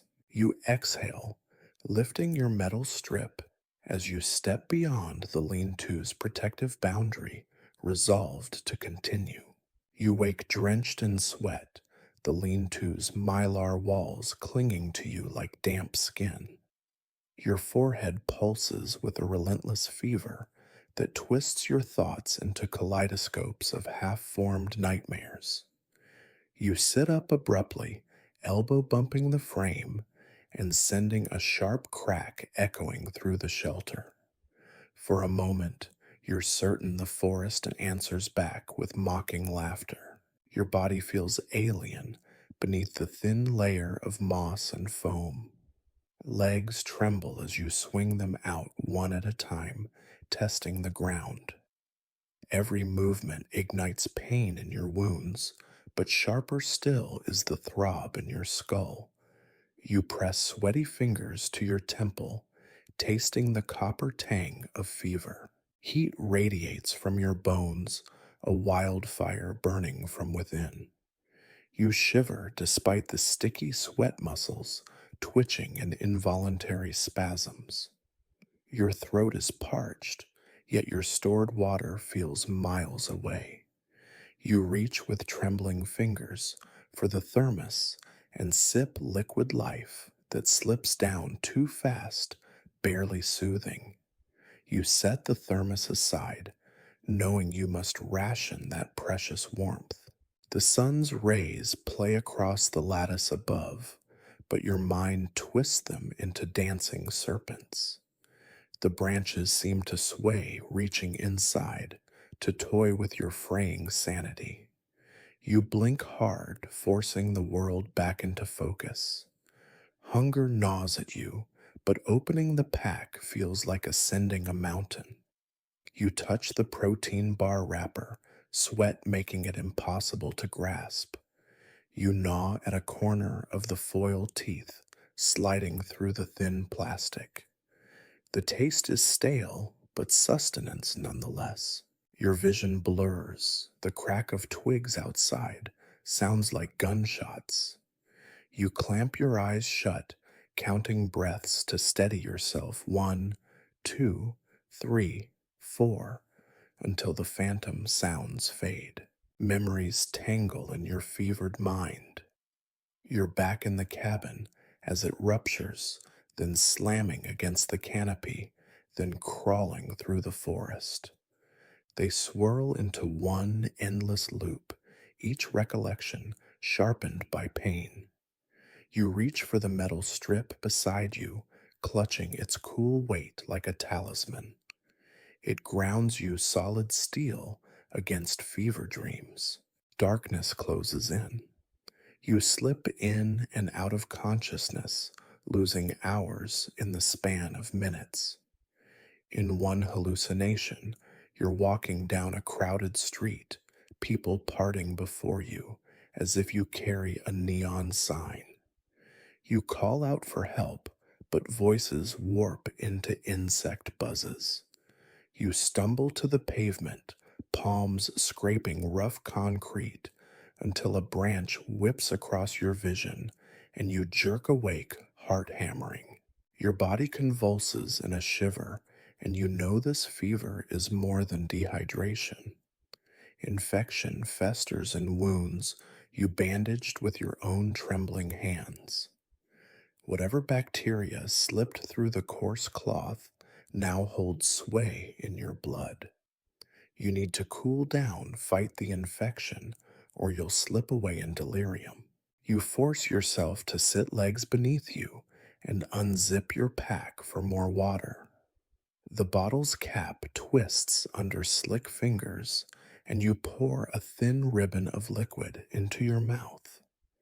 Every sip feels like a blessing. You hold the last mouthful in your cheeks as if prolonging its comfort. The forest outside feels distant now, a muted world that pulses with sickness.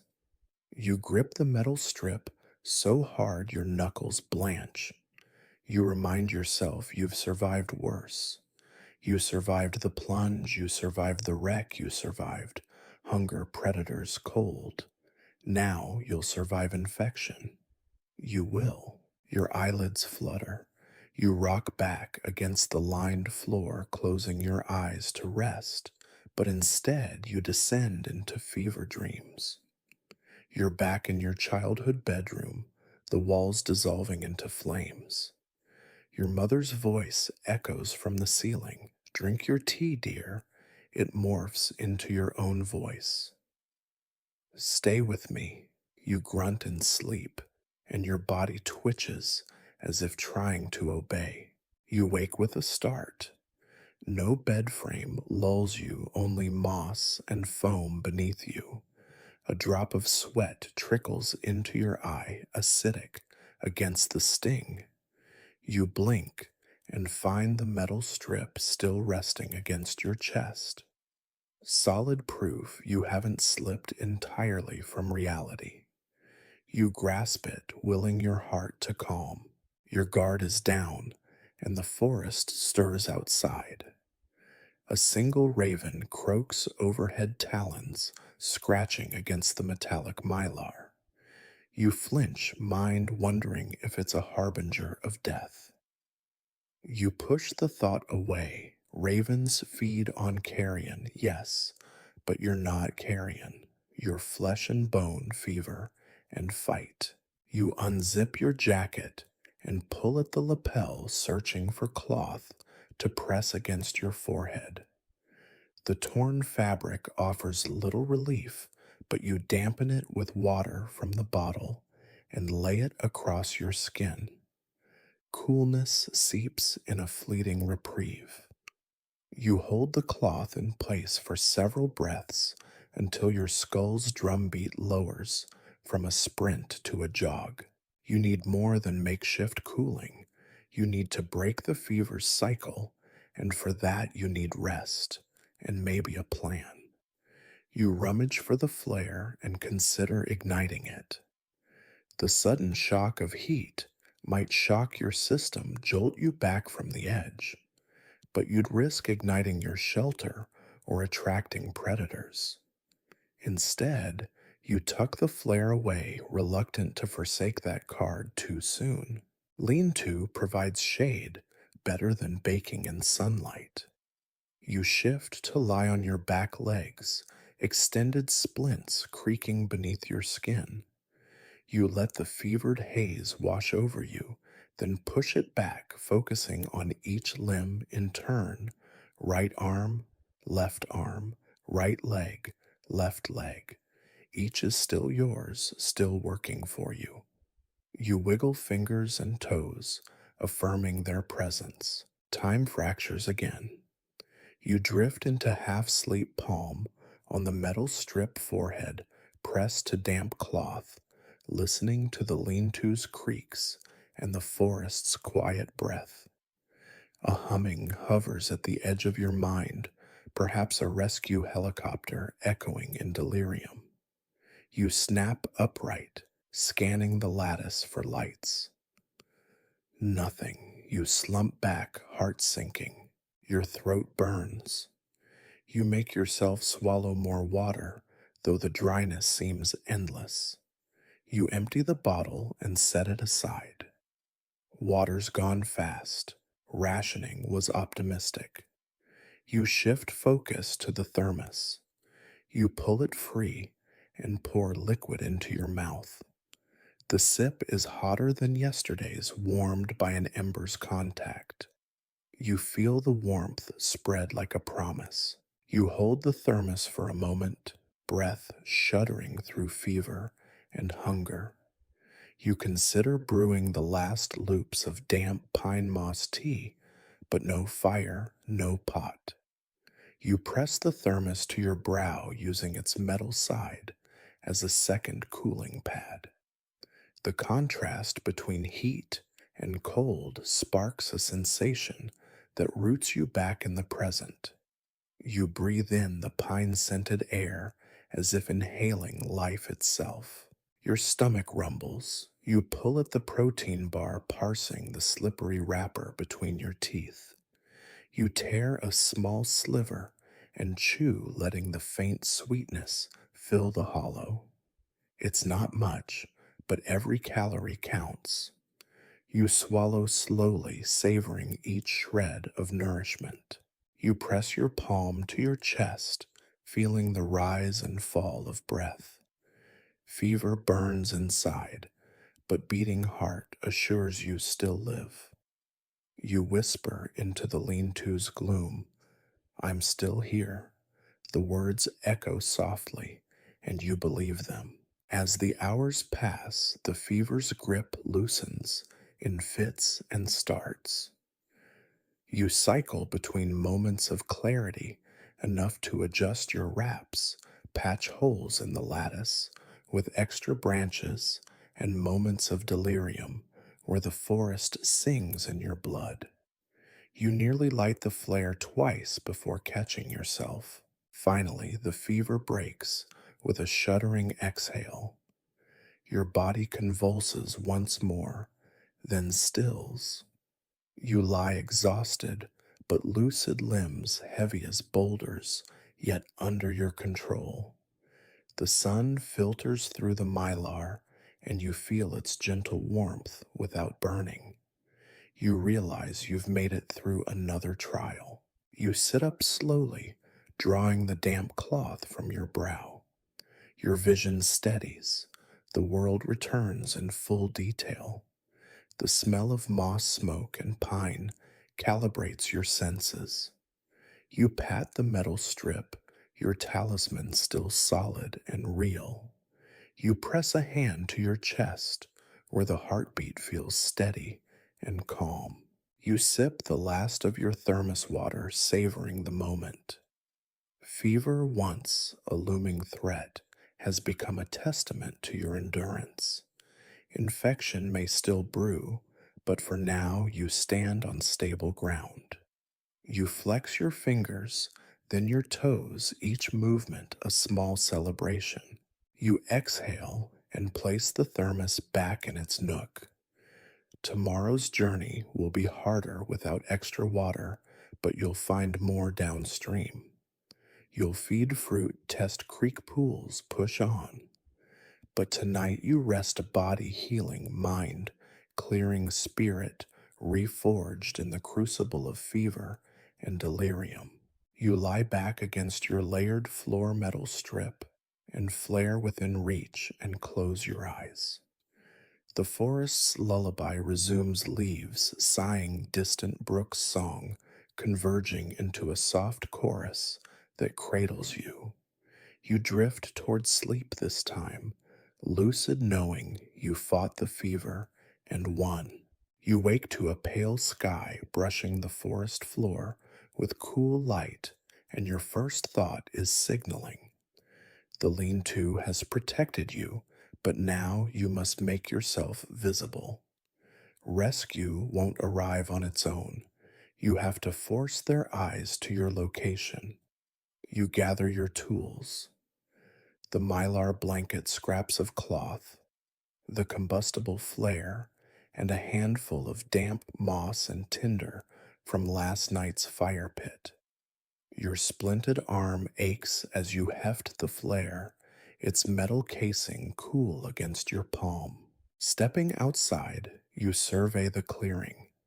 From the lean-to entrance, you see how the forest opens into a small glade, an ideal spot for a signal fire. You clear a patch of leaf litter and needles to bare earth, then circle it with stones you collected yesterday. The pit's base is firm, and you angle it so any smoke will drift upward and clear for visibility. The wind this morning blows gently from the south toward where you've deduced a likely flight path of rescue helicopters. You position the pit on the northern edge of the glade, so smoke rides on the breeze. Next, you lay out your fuel in 3 concentric circles around the pit.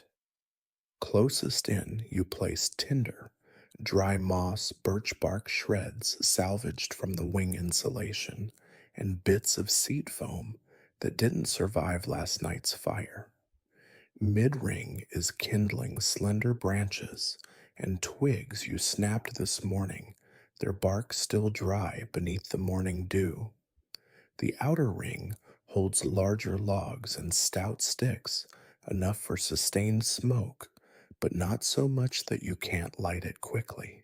Each zone is deliberate, designed to produce a thick, billowing plume rather than a roaring flame. You pause to light the inner tinder with a spark from your multi tool's flint. The first sparks sputter, then catch. A skittering flame licks at the moss, and you feed it slender twigs until it grows into a smoky ember. You gently blow at its base, nurturing the glow. Your bruised ribs tremble with each exhalation, but you endure. Soon the kindling ignites, crackling into a meager fire. Now comes the delicate part, creating smoke without a towering inferno. You yank the mylar blanket from your pack and drape it over the flames, folding it so only half the fire is covered. The silver side reflects heat back into the pit, causing incomplete combustion and thick white smoke to billow upward. Sparks fly beneath the blanket, but you keep your distance, heart hammering as the smoke swells. Within seconds, a steady column of pale gray spirals skyward, twisting between treetops. You tug the mylar off, let it flare back open, then press it back down to sustain smoldering. A sharp crackle and a hiss of vapor escape as resin and foam burn. You lean back, eyes tracking the smoke's path, your throat stinging with every breath. Smoke is your loudest shout, into the sky a living beacon. But visual signals alone might not suffice. You kneel at the pit's edge and use a broken stick to etch SOS in the soft earth outside the ring of stones. 3 letters, simple and universal each stroke, deliberate a straight line. 3 dots a straight line, 3 dots. The earth's dark surface contrasts under the thin layer of ash. You kick away debris to expose cleaner ground, then drag a stick to refine the etching, making each line at least half a meter long. You stand and back away, arms spread wide, inspecting your work. Smoke rises gracefully from the pit, varnishing the maples in a hazy glow. SOS stretches before you, the letters large enough to catch a pilot's eye through a break in the canopy. You adjust a few stray branches that partially obscure one of the dots. You press your palm to your chest and exhale deeply. This message is clear. Next, you attempt an auditory signal. You retrieve the whistle from your belt and blow 3 sharp blasts, short, short, short, then pause, then 3 long blasts, pause, then 3 short again. The echo bounces off tree trunks, but the forest remains still. You repeat the pattern twice. The whistle's shrill tone cuts the morning hush, a cry for attention that doubles as reassurance to your own fraying nerves. Realizing the whistle's range is limited, you scoop handfuls of damp moss from the glade's edge and toss them into the fire. The moisture hisses into steam, thickening the smoke into a roiling tar gray cloud. You fan the smoke with a leafy branch, watching it billow and spread. Each gust sends a cloud form, twisting high above the treetops. Under that swirling tapestry, you imagine a helicopter blade catching a momentary gap, spotting your signal, and banking toward the clearing. Your chest constricts with anticipation. You think of every battered inch of your body, arms, legs, ribs, each one, a protester in pain. Yet you take another minute to reinforce your message, arranging colored scraps of cloth on the ground along the glade's perimeter. Bright orange from a safety vest, you found strips of mylar and the emergency blanket's silver shards all lie in an arrow pointing toward the signal pit. It's a directional marker here. Look here. Securing each strip with a small stone, you step back and survey the mosaic. A smoky plume spirals heavenward, SOS etched in bare earth, cloth arrows bristling like cornrows in the grass. The whistle now silent at your side. All elements converge into a multi-layered beacon. You grit your teeth and whistle again, three sharp blasts waiting. The forest answers only with distant bird calls. You blow again, then place the whistle back in your pouch. Energy wanes, and you know you'll need strength later. Better conserve breath and body heat, but remain ready. At your feet, the fire dwindles to embers, sparks rising as smoke wanes. You feed one more stick into the flames, and then yet another small bunch of moss. The smoke freshens, then holds steady. You crouch low, scanning the canopy. If a small opening offers a view of the sky, you might see rotor wash or sunlight glinting off a craft's belly. Time stretches each passing minute, stretching the sinews of your hope. You tap the metal strip, your anchor, to remind yourself you're still here, still fighting. You reach into your pack for the flare, thinking of the moment when you see blades in the clearing. At that instant, you'll strike the flare and paint the sky red, but not yet. Exhaustion tugs at your limbs, and you know you must rest soon. You settle onto a nearby log, back to the lean-to, eyes fixed on the smoke. Golden hour light filters through smoke and leaves, painting the forest in burnished tones. You sip water, savoring the cool burn in your throat, imprinting this moment as the pivot between desperation and deliverance. You raise your gaze upward. The smoke eddies between branches in a sinuous ribbon. In its shifting forms, you see promise, a path to safety. You close your eyes, letting the smoke's sigh fill your mind. You can almost hear distant rotors, feel the shudder beneath your feet.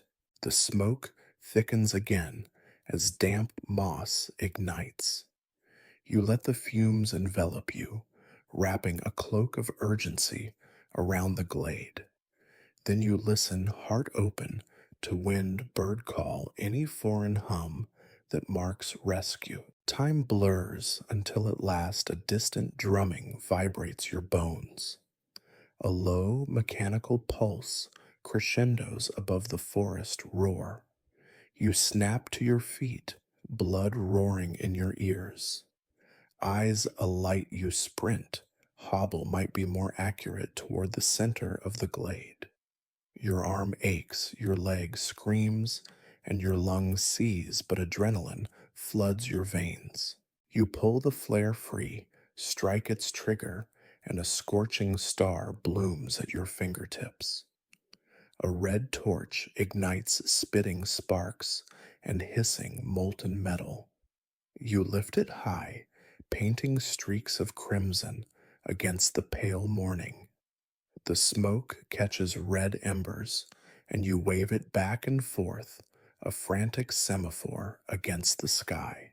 Above, glimpsed through a break in branches, the silhouettes of rotors slice the sky. Your chest expands with relief and disbelief your signal was seen. You hold the flare up until its last fervent hiss, then collapse to one knee, lowering the burning stick. Sparks drift into the forest like dying stars. The smoke pillar, now tinged red, stands as your victory, a triumph of ingenuity over wreckage, will over wilderness. You let your head fall back, looking up at the canopy where light filters through in dancing motes. You taste salt on your lips, tears maybe, or sweat, but it doesn't matter. Rescue is coming. You press a hand to the earth heart, pounding in ecstatic rhythm. The forest around you no longer seems indifferent. It bears witness to your signal and answers with distant calls that echo like applause. You lean back, cradling the spent flare, and exhale a ragged laugh. Smoke still curls skyward, and somewhere above, eyes lock onto your glade. Today, you forced the world to notice you, and you won't be alone again.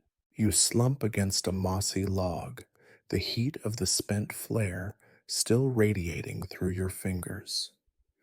Smoke coils above the glade in lazy spirals, a hazy column that carries your plea toward the heavens. Your breath comes in ragged gasps, your body's protest after the sprint, the flare's blast and days of constant strain. Yet beneath that exhaustion, something akin to hope blooms in your chest. You forced the world to notice you. Now you wait for its reply. Your gaze drifts upward through the canopy, searching for motion. The forest ceiling shudders in rising wind, and you imagine rotor wash branches, trembling leaves fluttering. You clutch your metal strip like a baton ready to signal again. The whistle rests against your thigh, silent sentinel. Each passing second stretches like taffy coiling tension through your nerves. In the distance, a faint thrum emerges, a rhythmic beat, too mechanical for the forest's heart. At first, you think it's your fever addled mind replaying distant dreams of helicopters from flight sims. Then it grows a deep, resonant pulse that vibrates through the earth, through the soles of your boots, and into your wounded leg. You blink and focus, it's real. You scramble to your feet, knees buckling as you rise. You stagger to the middle of the glade boots, sliding on moss, and sweep your arm wide. Sparks of residual flare dust cling to your jacket and scatter in the breeze. You raise the whistle to your lips and blow a single piercing note, long and unwavering. The sound bounces among trees, cutting through bird calls and creek murmurs. Above the canopy parts just enough to reveal a sliver of sky, and their wheels churning distant heaven, you catch your first glimpse of rescue. A military-style helicopter olive, drab its underbelly visible through a gap in branches. Its silhouette expands as it banks above the forest searchlights sweeping. Your heart hammers so loudly you worry they'll hear it and mistake you for danger. You wave the metal strip high, its polished surface catching the sunlight like a beacon. You stomp one foot against the ground, thud, thud, dancing in place, and issue two more long whistle blasts. Below you, the SOS letters in the earth stretch wide, a message reinforced by smoke cloth arrows and the outstretched dance of your body. A beat passes, then another, and the helicopter slows, rotor blades gouging wind through the treetops. A spotlight beams down, sweeping the glade. Brilliant arcs of light chase the smoke, then settle on your hunched form. Relief so powerful, it stings in your eyes, washes you. This is it. Rescue. You drop to one knee, lowering the whistle, and bring both palms together in a silent thank you. Fever dreams and forest horrors recede at this moment. The thunder of rotors and the spotlight's glare replace them.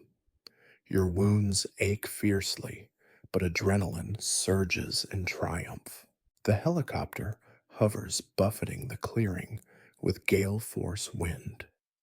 Dust and debris swirl around you, and you clutch the metal strip tight to prevent being blown off your feet. The pilot's voice crackles over a loudspeaker.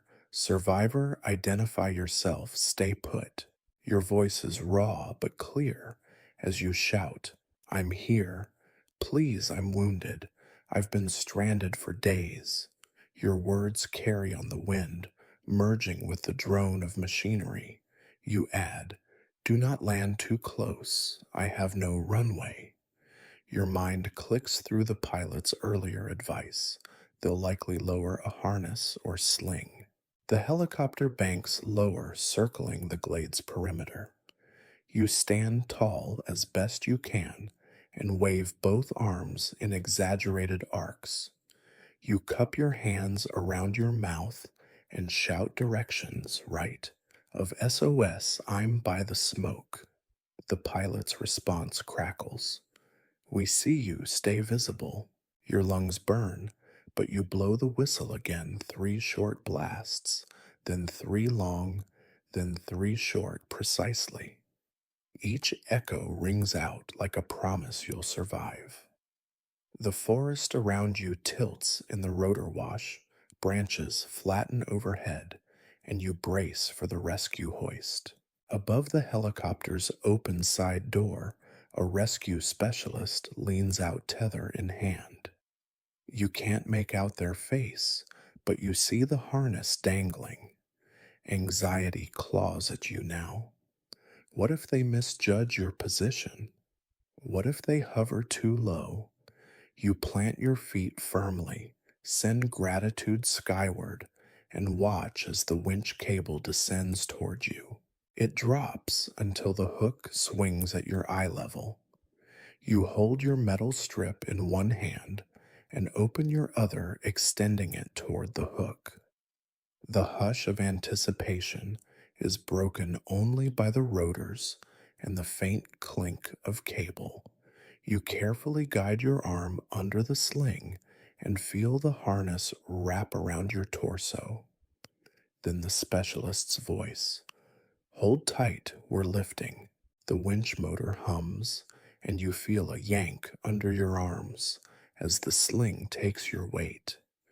Pain pins you in place, a reminder of every bruise, every cut, every fevered night.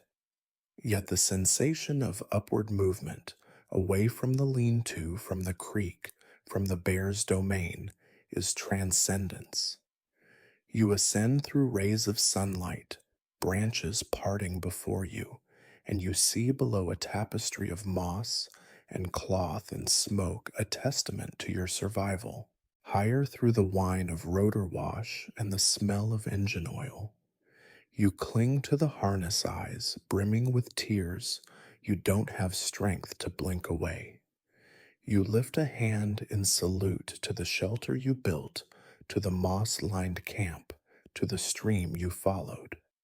You whisper, thank you, though no one hears through the rotor's roar.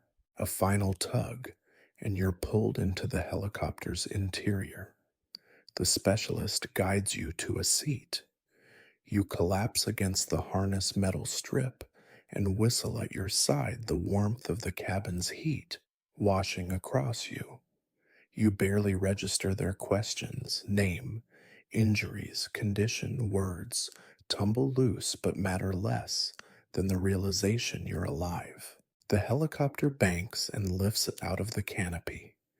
Down below, the forest recedes, turning into a checkerboard of green and silver. The SOS you're leaned to, the smoke, they shrink quickly, but their impact remains monumental. You cradle your metal strip like a newborn's cradle, whispering thanks. Through the open door, you glimpse the pilot's determined eyes behind goggles. They offer you a nod, a silent celebration of a mission accomplished. You muster a weary smile. In that moment, you understand that rescue isn't magic.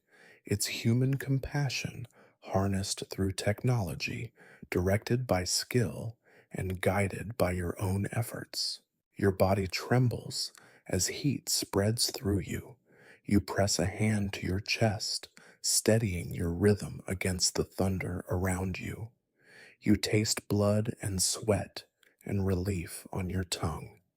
You close your eyes, letting the hum of the rotors lull you toward calm.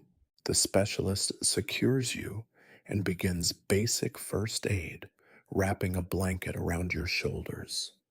You feel the pain of fresh touches, cold cloth on fevered skin, firm hands pressing on sprains.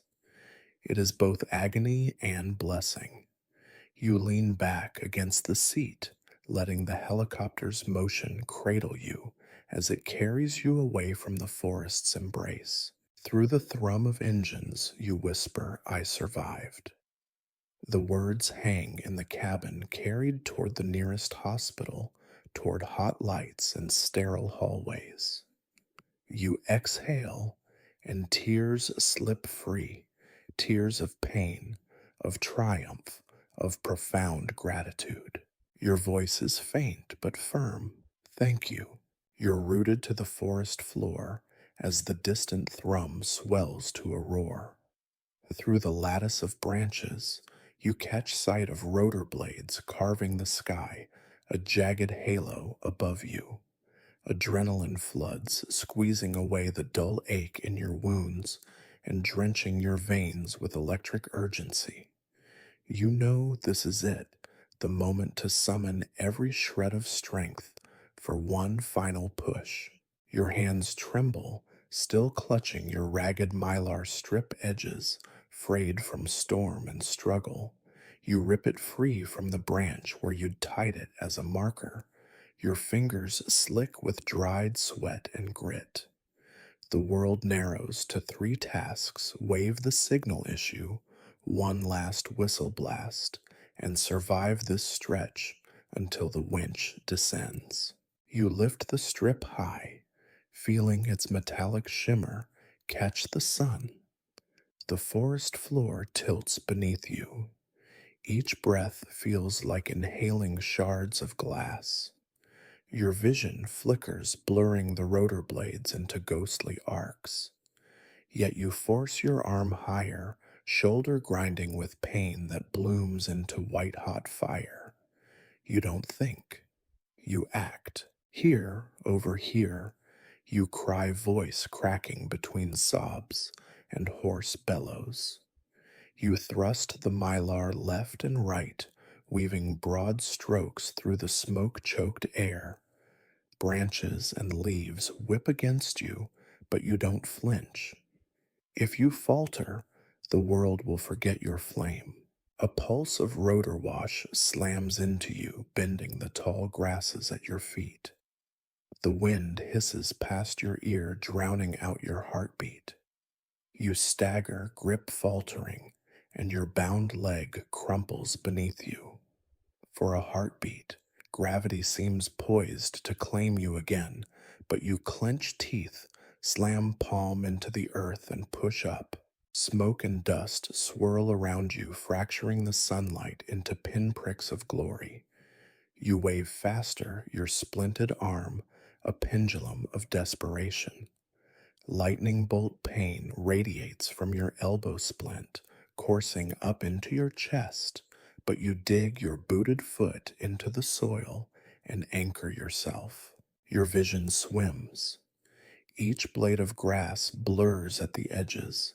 Birds become streaks of motion, and the forest canopy pulses in staccato rhythm. You drop the mylar strip for a moment and lift the whistle to your lips. Fingertips numb you. Blow short, short, short, long, long, long, short, short, short. The piercing note cuts through rotor thrum, echoing among the trunks. That whistle blast feels like trading every last breath for hope. Your mind fractures into shards, memories of impact, the crash's final roar, hours of scavenging, the bear's black eyes. Fever dreams, each moment coalescing into this final act. You gasp for air, lungs searing, but the whistle's echo anchors you. In reality, you're here, you're human, you're pleading for rescue. The helicopter veers rotors, angling the spotlight swinging down in a great searchlight arc. A spotlight beam hits you squarely, a sudden starburst of clarity.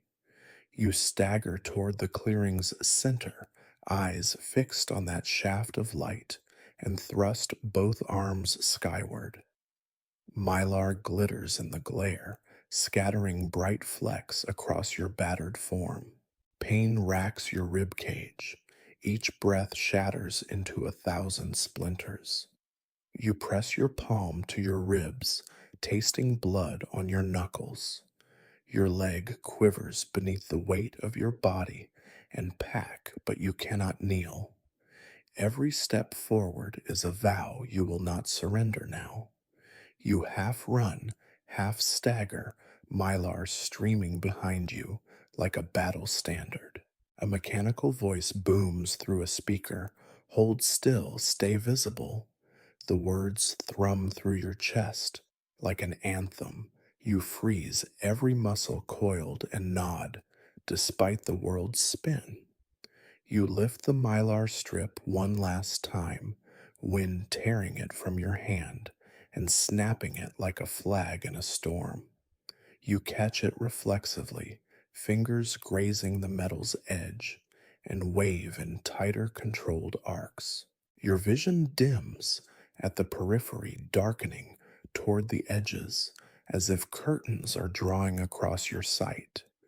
You blink fiercely, chasing each fleck of green and brown back into focus. The forest tilts. You clutch the metal strip in your other hand, now balancing on the razor's edge between collapse and triumph. Then you spot it, the rescue cable, descending from the helicopter's open door. It swings like a pendulum silver against foliage. Your heart lurches. This slender line is your lifeline. You straighten, arm lifting involuntarily, and utter a raw cry of relief that tears through throbbing lungs. You stagger beneath the cable, backlighting the rotor's glow. Every breath is a struggle. Every motion is an act of defiance against pain. You extend a hand, and your fingertips brush the hook. A spark of triumph flickers. They see you. You see you. But your muscles quiver beyond your control as exhaustion hits. Your legs wobble. Your vision wavers. You barely have the strength to grasp the harness.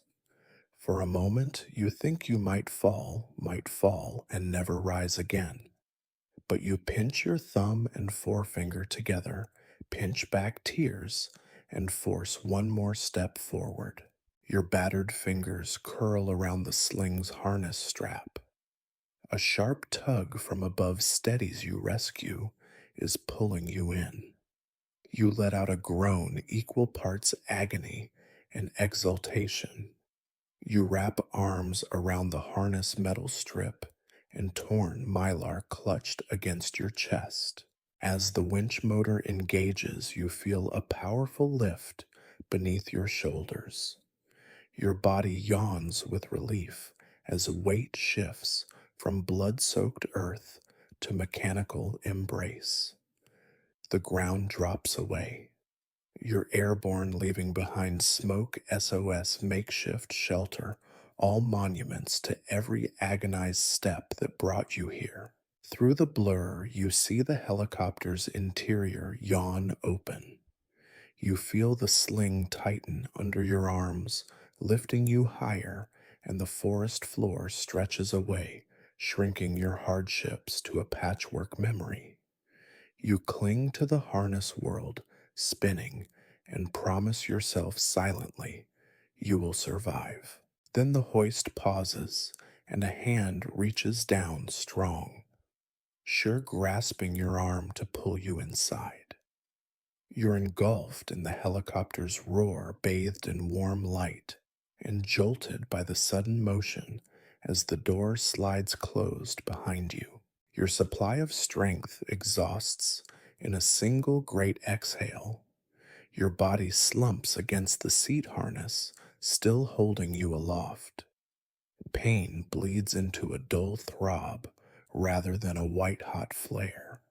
Your eyes brim with tears, unbidden blessings for the will that carried you here. You clutch the metal strip and mylar fragment your talismans of survival and press them against your chest. You taste salt and smoke, and you know you're forever changed. Muscles, scarred spirit, welded to resilience, mind etched with the forest's secrets. For a long moment, you sit still, letting the helicopter's engines carry you away, each rotation of the blades a beat of triumph. You whisper to the cabin's din, "I made it." You're suspended in midair, the cables hum vibrating through your bones as you rise toward the helicopter's open door. The forest floor recedes beneath you, your handiwork of smoke shelter and SOS shrinking into a tapestry of green and silver. The rotor wash buffets you, flinging your hair and jacket like wild banners. You grip the harness straps with white knuckled determination, your metal strip and mylar fragment clutched against your chest like sacred relics. Inside the chopper's cabin, the flood of heat is immediate. Engine roar and wind howl combine into thunderous comfort, a reminder that you're no longer alone. A rugged rescuer in flight gear leans out, looping the harness hook into a sturdy frame point and guiding you inside with firm hands. You scramble onto the bench seat, legs awkward in splints, and collapse against cold metal. Pain floods in ribs, leg, arm, but relief blooms brighter. You're moving. The door closes with a clang that echoes through your core. Instantly, the helicopter pitches upward, and you feel gravity pull at every wound. The harness strains under the shift and angle, urging you to cling tighter. You brush a hand against the jagged mylar that still flutters from your pocket, recalling how you wove it into your shelter's roof and tied it as a marker, your silver thread through the forest's green fabric. A rescue medic slides beside you, eyes soft but efficient. "How are you holding up?" she asks, voice sturdy over the din. You manage a gasp and nod. "Broken." Everywhere you rasp, voice hoarse, from days of smoke fever and whistle calls. She presses a gloved hand to your shoulder, applying gentle pressure to gauge pain levels. Through the wind tunnel roar, she murmurs reassurance. "Hang in there. Help's on the way." Your gaze flickers to the cabin's interior. Equipment racks line the walls, medical kits, stretchers, and thermal blankets. The entire space is designed for extraction and care. You wonder how many others have passed through here, how many stories folded into these metal ribs. Now you're one of them. Your heartbeat steadies as you realize you're part of something bigger, a network of people who respond when the world breaks. The helicopter banks, and you press back into the seat harness, straps digging into tender flesh. The climb feels endless each second, a mix of pain and promise. You trace your fingertips over the emergency flare's spent casing, its hiss still echoing in your mind, and recall how you resisted using it too soon. That restraint yielded the perfect blaze at dawn, summoning this moment. You close your eyes, letting that victory wash through you. Outside, the canopy shifts in undulating waves as the helicopter gains altitude. You catch a glimpse of the plateau where you built your lean to, the creek snaking away like a silver thread through dark trees. The sight leaves you breathless, part sorrow at leaving behind your sanctuary, and part triumph at escaping it alive. You whisper a farewell, thanks for the moss, the shelter, the fire. The medic signals the pilot, and the helicopter steadies. Voices crackle over headsets, coordinates status calls, requests to air traffic control. You're aware of each syllable, though they blur together a symphony of professional care. A second medic moves forward, breaking a thermal blanket from its pack and draping it around your shoulders. The foil crackles, reflecting cabin lights in dancing patterns. Its comfort and cover an echo of your own mylar roof, but far more potent. This blanket means warmth under a hospital's roof soon. You feel dizzy as the helicopter banks southwest, trading moss and pine for concrete and glass. You press a hand to the belly of your mangled leg, feeling its rigid splint and belt tourniquet remnants. The pain is a reminder of your fragility, but you breathe through it just as you did in the forest's night, whispering through cold and fear. You survived infection, predator's fever. Now you'll survive healing. A thump beneath you signals descent. The cabin lurches slightly, and you tighten your grip on the harness straps. The medic leans in, almost there. Hold on. You nod, jaw clenched. Outside, you glimpse the settlement's edge buildings, clustered amid fields, roads, tracing straight lines across the landscape. Civilization looms in alien geometry compared to the forest's fractal chaos. The helicopter's skids scrape against the helipad with a metallic screech, then settle. You exhale, voice catching in your throat. The harness hook disengages with a click, and your feet meet solid ground. Pain flares through every joint, but the anchor of earth beneath you is welcome. You press a hand to the steel surface of the landing pad, grounding yourself again. Medics help you unstrap, easing you from the seat. You stand unsteadily and step toward the terminal. Each footfall is a testament, from shattered fuselage to forest floor. Through fire and flood of fever, you stand here. A nurse meets you at the cabin door, arms outstretched.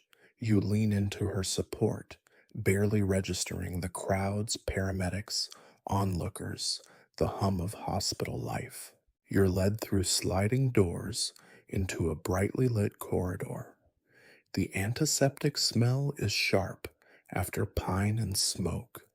You squint against fluorescent lights as a medic wraps you in a larger blanket and wheels you toward a waiting ambulance gurney. You lie back, heart thrumming with relief and residual adrenaline. The gurney's wheels roll smoothly, a lullaby compared to the forest's cacophony. As you're secured, a doctor appears, clipboard in hand, calm authority in her eyes. "We've got imaging ready," she says, voice steady. "We'll get you patched up." You manage a weak smile and whisper, "Thank you for everything." Her nod is warm, professional, the final bridge between your isolation and comprehensive care. You watch the forest's fronds recede behind tinted ambulance windows replaced by asphalt and curbside greenery. You rest your head on the blanket, pressing against cold metal bars, and drift into a haze of exhaustion tinged with triumph. You close your eyes, imagining the canopy overhead, even here, comforting you still. Your thoughts float to the forest's hush, the crack of mylar, the taste of water from that creek, and the brush with a bear's muzzle. Each memory is a medal pinned to your soul. You clench a fist around the metal strip still in your pocket. No one's thought to take it, but you'll keep it. It belonged to your survival. As the ambulance door closes and the engine rumbles, you drift between consciousness and rest. The corridors of the hospital await sterile hallways carrying hands healing machines. You whisper into the dimming world behind your eyelids, I survived. You awaken to the steady beep of monitors and the hush of white coated corridors beyond your hospital window. Your body is cocooned in layers of blankets, lines dripping saline into tired veins, the sterile scent of antiseptic mingling with a faint undertone of healing. You lie on your back, eyes tracing the geometric grid of ceiling panels, mind drifting through a haze of painkillers and memories. Your leg is elevated on a crisp pillow wrapped in a rigid cast reinforced with metal pins and gauze. Every breath still stings ribs, protesting the slightest movement, but each rise and fall of your chest is a reminder that you're alive. A nurse's soft footsteps approach, and you turn your head to meet her gentle smile. She adjusts your pillows, notes the charts, then presses a button at your bedside. A soft hum responds, drawing your attention to a small screen tracking your vitals. The room's pale morning light filters through half closed blinds, dust motes dancing in the beams. You close your eyes briefly, letting the warmth soothe your cheek. Memories flicker behind your lids, the roar of the helicopter, the forest grid below gone in moments, the rotor wash lifting you skyward. You remember your metal strip and torn mylar now disinfected and stored in a small keepsake box your rescuer gave you, a tangible testament to every agonized choice that carried you here. You turn your head toward the window. A manicured garden lies beyond paths, winding between flowering shrubs, an ordered contrast to the chaotic forest you fled. Yet life persists in both places, creek and koi pond wilderness and structured landscape. You smile, realizing that survival has shaped you anew. Footsteps cross the room again. This time, a doctor clipboard in hand, footsteps firm but kind. He reviews imaging prints pinned to his chart, fractured bones, realigned infections, vanquished by antibiotics coursing through your blood. He outlines your rehabilitation plan, physical therapy to regain strength, wound care, to ensure proper healing, and counseling to piece together the emotional aftermath. You nod, absorbing each word like a lifeline. Left alone once more, you flex your fingers against the clean sheet and feel their stiffness, proof that muscles once numb are returning to life. You reach into the bedside drawer and retrieve your small pouch of forest tokens, a shard of smashed seat cushion foam, a cluster of moss pressed between waxed paper and the mylar fragment. You spread them on the bedside table. Each relic speaks of a milestone: water found shelter, built flares, ignited, rescue achieved. They're badges of endurance. Pain drifts through your limbs, but gratitude anchors you. You remember the bear's breath on your neck, the fever's delirium, the hunger's hollowness. Each trial was a teacher carving lessons into your marrow. You close your eyes and whisper a silent thank you to the forest, its dangers and gifts alike. A therapist's soft tap draws you back. She slides in carrying a tablet of guided imagery exercises. She invites you to revisit your forest refuge in your mind, the creek's cold touch, the lean to's mossy floor, the signal fire's smoke. Each image helps you integrate the experience, turning trauma into story. You breathe with her prompts, and a sense of calm threads through your chest. Later, you call a friend who stayed behind. Your voice is thin, but steady as you recount the crash's first moments, the forest's hush before dawn, the signal that brought the helicopter. Tears gather, but they're not only for sorrow, they're for every heartbeat you fought to keep. You end the call with a vow you'll return one day, not as a victim, but as a steward of that forest's secrets. Night falls outside your window, and you trace the grid pattern of lights dancing across the ceiling. You feel fatigue's gentle pull, exhaustion tempered by comfort. You settle deeper into the pillows and whisper into the darkness, "Thank you for this second chance." Your eyes close on the image of that ancient spruce whose bark you pressed against in terror and solace. You imagine its trunk standing sentinel over your lean to moss and mylar whispering stories into its rings. You drift heart full of both ache and reverence, knowing that you carry the forest's heartbeat within you now. In the soft hush of dawn beyond your window, you float between sleep and wakefulness, cocooned in blankets that weigh you neither down nor carry you too high. The steady drip of IV fluids is a quiet lullaby, a promise of restoration flowing into your veins. You feel the gentle rise and fall of breath, each inhalation, a gift of air that carries with it the faint scent of pine from days past. In this tender half-world time slows each second, stretching into a gentle caress. You remember the crash's violent orchestra metal, screaming wind, roaring silence, swallowing it all.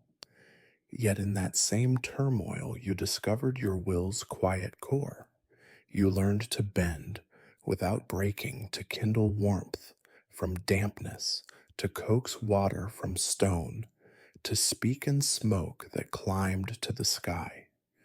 Each moment of fear became an ember of resolve, glowing still within you.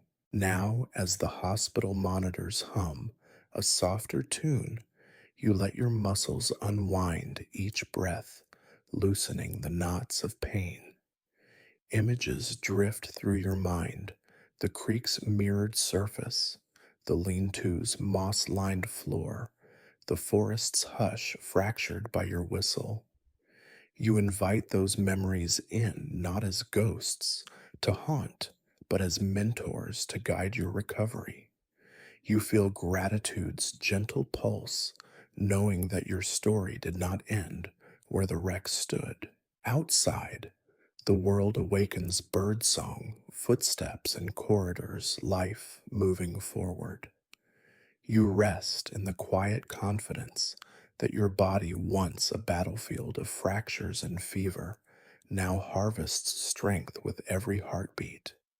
You welcome sleep's approach, trusting it to weave healing through your bones and dreams through your soul. Tomorrow your steps will carry you farther from this room, but tonight you linger in this liminal space, a sanctuary between ordeal and tomorrow. Here you honor your journey, cradle your scars, and breathe in the calm promise of dawn.